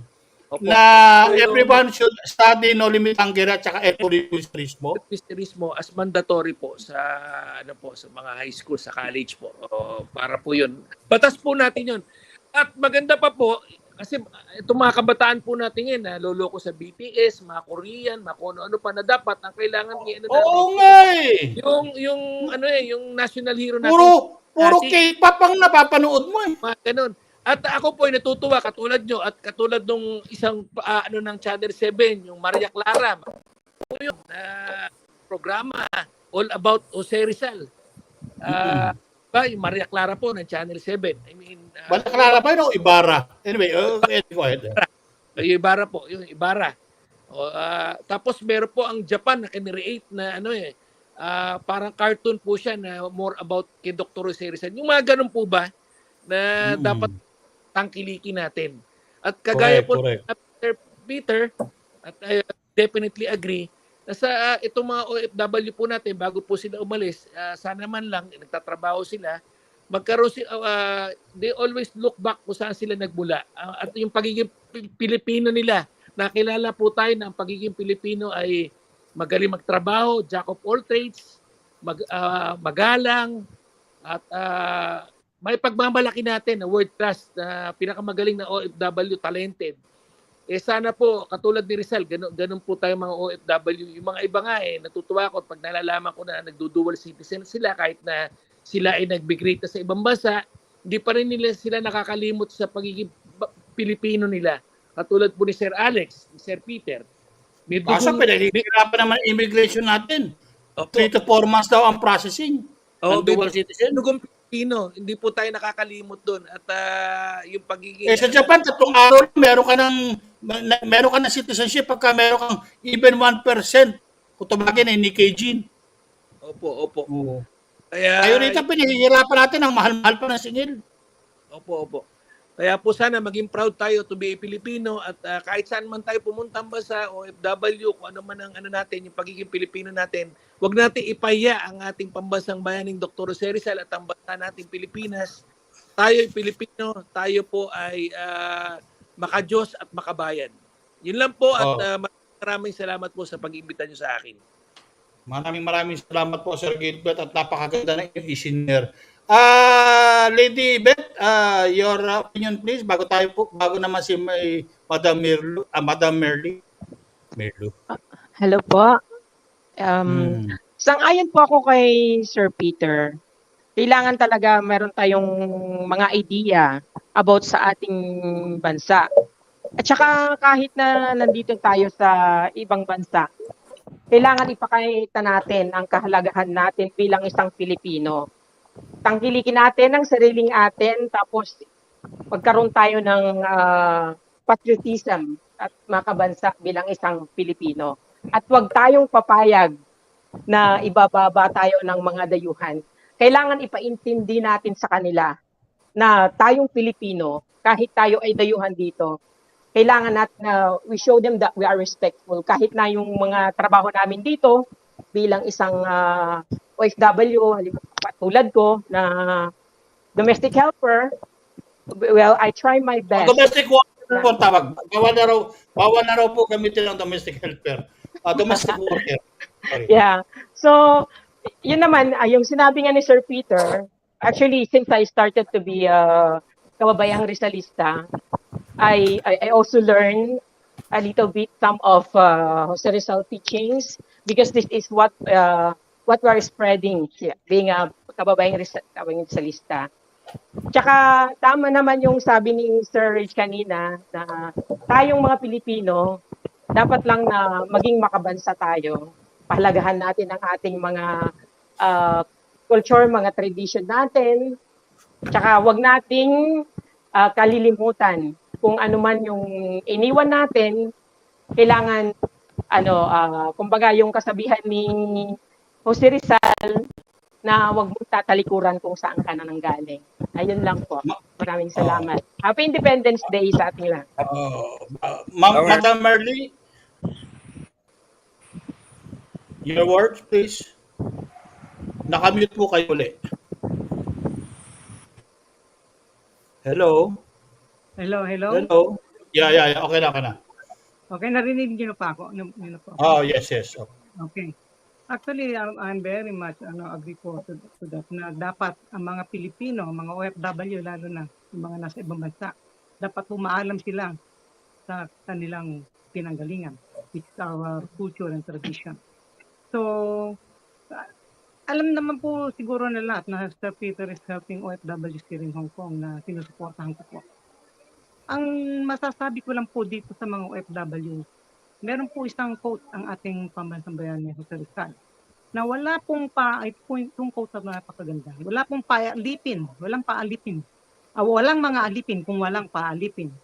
So, ito po parati namin sinasabi ito sa mga OFW na magkaroon po kayo ng boses kung sakali, kung kayo'y nalaman niyo na kayo'y na inaabuso. Kayo'y inaabuso. Kailangan po gamitin niyo ang inyong bibig. Wag po kaya na tayo apak-apakan o sirasan lang dahil OFW o FBA. Kapag nga sabi nyo, hindi na dapat sinasabi yung term na yan. Pero yan lang po ang may papayo namin sa mga OFW dito na Huwag po tayong makalimot sa ating mga pinanggalingan, sa ating kultura, sa ating Pero itong sakit, Ma'am Merly, Yes. pagka kahit sa ibang bansa, Yeah. kahit dito sa Pilipinas, hindi mawala pa yung siraan natin, yung ating pagiging regionalistic na ang Bisaya galit sa Kapampangan, ang Kapampangan galit sa Tagalog, ang Tagalog galit sa Ilocano. yung ganon, hindi Ilocano. Hindi mawala. I mean, what can you say about this? Po akong magandang diyan, nasasabi yan. Actually, in general, siguro masasabi niya mga words na yan. Pero at the end of the day, nasa tao po yan. Nasa pagkatao ng isang tao. Kung anong Ganda dapat sagot. niya. Di po I ba? like your answer. Yes, hindi po yan nababakas kung saan kang bansa, kung anong klase, kung ano ka, kung mataas O sa probinsya ka nang galing. Oo. Hindi po yun. Oo. Yan po yung nagmumula sa pagkatao ng isang tao. Yan po ang malaking na bibigay o i-contribute natin bilang isang tao. So, Sabagay. hindi po Okay, po thank you very much. We are going to nearing the end of our show. Hingan ko na lang kayo ng mga 1 or 2 minutes final words. And then of course, the last one will be given by my co-host. But let me start with the first one who came in, si Sir Alex. Would you mind giving your final words to our viewers and listeners? Yes, yeah. First of all, happy Sa ating Independence mga Day. kapitbahay OFW. Yeah. So first of all, happy Independence Day. I hope you enjoy this wonderful day, special day, wherever you are. I'm, as you know, I'm in the Netherlands, and we deal with a lot of OFWs and locals as well. If my mindset can be converted in a way that I have a Filipino mindset, but I was born and raised here in Europe and enjoying the social security, but have chosen to love the country where my parents came from and to understand the idealism of our national hero, Dr. Jose Rizal. And of course, there are many others, other heroes that we shouldn't forget. But Dr. Rizal was one of the pioneers of a democratic mindset and freedom, and free of a mind of freedom of speech. I would like to everybody that is listening not to forget the Philippines, not only at your own generation, but also your children. Educate them well. Say to them how the Philippines has suffered and how nice the Philippines is basically. So don't forget where you came from, and happy Independence Day. Thank you very much, Sir Alex. Sir Fritz, you were next to come in. Your final words, parting words, actually. Sir Fritz. Sir Fritz, hello. Hello? Now, okay na po. Hello po. Yan, okay. Okay na po. Thank you very much for inviting me here. Napakaganda po yung programa nyo. And as an artist po, ipagpapatuloy po natin na ipalaganap ang ating talento at para may palaganap ang legacy ni Rizal para sa mga kabataan at saka mga future generation. Maraming salamat po. Mabuhay po ang kalayaan. Thank you very much din po. At of course, Sel Gilbert, your final word, sir? Unang-una, salamat po sa pag akin, sa pusa, lalo na si Sir Peter at si Sir Alex. Wag po natin kalimutan yung our national identity. Ito pong mga OFW natin, sila po ang mga makabagong bayani natin. Kung si Dr. Jose Rizal noon ay nagsakripisyo ng kanyang buhay, ito mga OFW po ang makabagong bayani na kung saan ang bansa nagtatrabaho at sila pong nagbibigay ng sa bansa natin. Yun lang po at gaya po ng ginagawa ni Sir Peter at isa pong rin nagiging advocate siya ng mga OFW na nagkakaroon ng malnutrition. Oo, nagkakatulungan kami diyan. Oo. Nagkakatulungan po yung programa niyo at kayong maganda po ang ginagawa yung pong natin kapwa Pilipino natin na nakakabiyado yung tinutulungan nyo. Malaking bagay po sa bansa natin to. At ulit, ang Knights of Rizal po ay sa muna aking mga ay ginusta ang 125 Independence natin lahat. At mabuhay po tayong lahat. Maging positive na po tayo at alam ko po na isang araw, kagaya ng pangarap ni Rizal, alam ko po na darating na muling babangon ang ating bansang Pilipinas na sa pagkakalumo na dati po ay pangalawa tayo sa Asia, siguro naman po darating pa rin ang pagkakataon na kabataan ng pag-asa ng bayan at ating mga namumuno ngayon ay isang araw ay babalik muli ang bansang Pilipinas. At muli, saludo po ko sa inyo lahat at maraming salamat po. Maraming salamat po. Fastest growing economy daw po tayo ayon sa current survey. Si Lady Beth na wala bigla, sana pagsasalitain ko bago si Ma'am Merly. Anyway, Ma'am Merly, ikaw na muna bago si Lady Beth. At nabigla nawala si Lady Beth sa screen Would you mind your parting words, please? Before we say goodbye. Unang-una, maraming salamat po, Sir Raul, sa pag-imbita sa akin at sa amin dito po sa iyong radio station. Para po sa kalamanan na nakarami tungkol sa ating Independence Day. Yun lang po ang masasabi ko. Happy Independence Day po sa lahat. At sana po wag po tayong makakalimot sa ating pinagmulan. Ang ating bansang Maraming salamat po. Lady Beth, ikaw nawala kanina Sana pagsasalitain ko bago si Lady Merly. Anyway, your parting words, parting shots bago tayo magpaalam. Anyway, mapagpalang hapon sa ating lahat, sa lahat ng mga guests ngayon. At maraming salamat din po Sir Raul at naging part ako dito sa program na to. Sir Peter, thank you so much. Lady Merly, and nice to be with all the guests here. Nakaka-proud naman na napasali ako sa ganitong segment. Kaya hindi ko po makakalimutan ito. Anyway, ang masasabi ko lang, maligayang araw ng kalayaan para sa ating lahat. 125 salamat po. Okay, my dear co-host and co-anchor and Hong Kong-based foreign correspondent Peter Nutenboon. My dear friend, your parting words, please. My parting words are, I would also like to mention one project which I have put Sir Ricky and Sir Fritz together, a project of my concept, which is to and Philly by adding color, relevant and other colorful paintings inside the two books in the front cover to make it more interesting for the youth in the future. But this project take about a year or more because a lot of painting by Sir Fritz.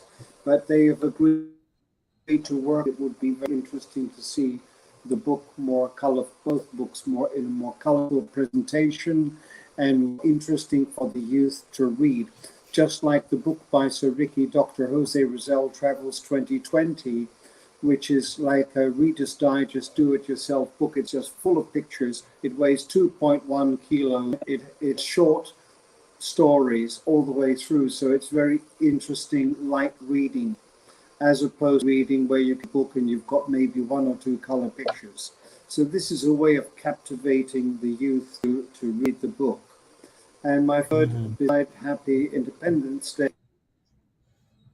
is you or your connections, you could convey what we've discussed regarding bringing back the teaching of Rizal in schools and universities to Vice President Sarah Duterte, especially since her father Knights of Rizal long before he became the president. I'm sorry to cut you. Sir Ricky just came in at the final portion of our Sir Ricky. Uh, I do not know if I will jump for joy or kill myself. I apologize Pasensya. for because Ang dami mong sasabihin. this is the only time I was able to get a good reception. Anyway, say hello and introduce yourself to and then your final words because we're on the final on the extra part of our program. Anyway, please, you have the floor, sir. Yeah, my name is Ricky Sadiosa. I'm the author of the newly published book about the travels of Dr. Rizal around the world. It's called The Dr. Rizal Travels Around the World. In Dr. Amazon. Rizal Travels 2020. Yeah. Okay. Is it being sold now in Amazon? Yeah, used to be in Amazon, but since February, March this year, it's no longer available. There's no more copies. But I think Okay. it's still available in. It's still available in Lazada and Shopee. I see. Okay. Anyway, I already told. I wish I could have the first edition, but I believe it will be very expensive already. but But I think Sir sorry. Peter Nutenboom is willing to donate a copy for you, sir. Well, that will be another story. We will talk about it later on after the program. Anyway, your final words before we end because we are already in our extra. Well, very sorry, but we have to. Otherwise, my station manager might scold me. We are now during I don't know having an overtime of 18 minutes. But your final words for our viewers and listeners before Uh, we say goodbye and about our Independence 125th Independence Day. Sa lahat po ng mga viewers and listeners, mga fans po sa himpilan na ito, at malaki po pasasalamat namin sa oras na binigay po niyo sa amin. Lalo na po dito sa kampo namin sa Hong Kong. Kasama ko po si Sir Peter, si Lady Merly, kasama ko po yan. And then Sir Gilbert, gusto po kayo dyan. Hindi ko na nababasa kasi maliliit yung letra ng mga kasama natin. Sir But Prince, saka si Sir Alexander. si Alex, sir, yes. Kumusta mo kayo dyan?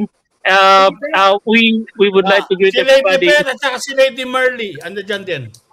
Yes po, si Lady Berlin, nandiyan pa rin po. Saka si yung kaibigan namin dito na masigasig, napakasigasig at patulungin. Maraming salamat po sa pagbigyan na sa amin ng oras. At hopefully, we will be, I will be able to join during the next program. And we would like to greet everybody, 125th Independence Day, Philippine Independence Day. At mabuhay po kayo at maraming salamat po.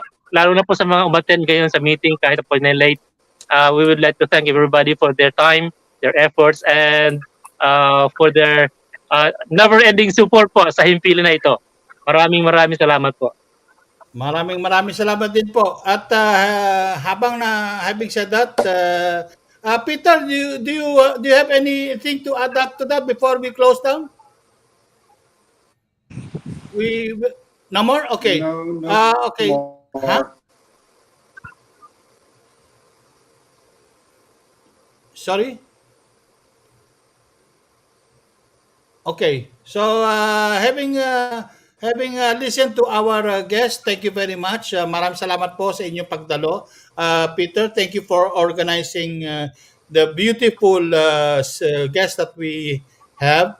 Very honorable people at that. As we say, they have laurels on their head, as they say in Greek. Mga kapitbahay po, inyo po napakinggan ang mga matitino at magagaling na tao na hindi lamang po may expertise sa kanilang ginagawa kung nasaan man sila. Kung sila nasa Europe, yung isa nasa Texas, yung iba nasa Hong Kong. At kaming dalawa ni aking kaibigan na fellow academe na si Sir Gilbert ay nandito sa Maynila. Natutulak patungo naman na Australia dahil mayroon siyang dadaluhang okasyon doon. But that being said, alam niyo po, totoo ang sinasabi nila. Ano ang kasabihan ng ating mahal na kwan? Ito hindi ko makalimutan eh. Ang taong hindi marunong magmahal sa sariling wika ay mas matindi pa sa mabahong isda. Yan po ang naalala ko. So itinuro sa akin nung ako'y nasa elementary, tinuturo ang tungkol sa ating pambansa, ang isa sa sinulat ng ating pambansang Bayani. tama po ba yun? At saka, ang hindi ko makalimutan, na hanggang ngayon hinayang ako, pero salamat naman kay Ramon Ang at nililinis niya na yung Pasig River. Yung dinrawing pa niya yung nalaglag niyang tsinelas sa Ilog Pasig. Yun, naalala ko yun. Alam niyo po, ganun kalinis ang Pasig River nung araw. At saka kung tutuusin, ito ang alam ko ha, kung matututunan lang natin gamitin ng maayos ang Pasig River, wala po tayong traffic. Kung tutusin ha, because for the longest time, Pasig River has been a thoroughfare. Parang Bangkok, parang even Hong Kong, no? Ginagamit nila yung kanilang waterways. Tayo lang, hindi namin, ewan ko ba, ay Surababaw, kaya sa ganito. Samantala, if we can only use our as a means of transportation, wala tayong problema sa traffic sa Metro Manila. Yan ang alam ko. Magmula sa kadulo-dulohang Marikina hanggang sa Manila Bay. Wala tayong traffic diyan. Yan. So, yan ako maganda ang ginagawa ni Ramon Ang. Pati ang Bulacan River, i-dinedredge din niya. Dahil para maging thoroughfare nga. Because he will see in the future, yung Pasig River will be another parang Riviera ng Maynila. Yan ang kanyang pangarap. Kaya halos yung mga gilid na property niya, binibili niya na eh. Meron ding foresight si Ramon Ang eh. Pero of course, I hope we will continue to be strong. Sad to say, namatay yung kanyang anak out of stress and slip into yung kanyang panganay na magaling din sana ang pag-iisip. Kaya lang wala na-depress dahil sa pagkalugi sa isang pinasukang negosyo. Anyway, ganun talaga, no? You cannot no two diamonds are alike, and that goes the same thing with people. Having said that, mga kapitbahay, OFW, at maraming salamat po. Maraming salamat po, Sir Gilbert, Sir Alex, Sir Ricky, Sir Fritz, Lady Merly. Nawala na si Lady Beth. At ako sana sumabit. Anyway, that being said, thank you very much. Have a good day. At thank you for joining us during our Independence Day 125th anniversary. Thank you very much. Happy Independence Day. Bye-bye. Happy Independence Day. Thank you very much po. Thank you very much. WRB News FM 103.9 ang himpilang magbibigay ng mga impormasyon sa larangan ng edukasyon, kalusugan, pangsakahan, kapaligiran, musika, natatanging kaalaman at mga pinakahuli at sariwang balita sa loob at labas ng bansa. DWRB News FM ang himpilang ikaw ang una. Ikaw ang una.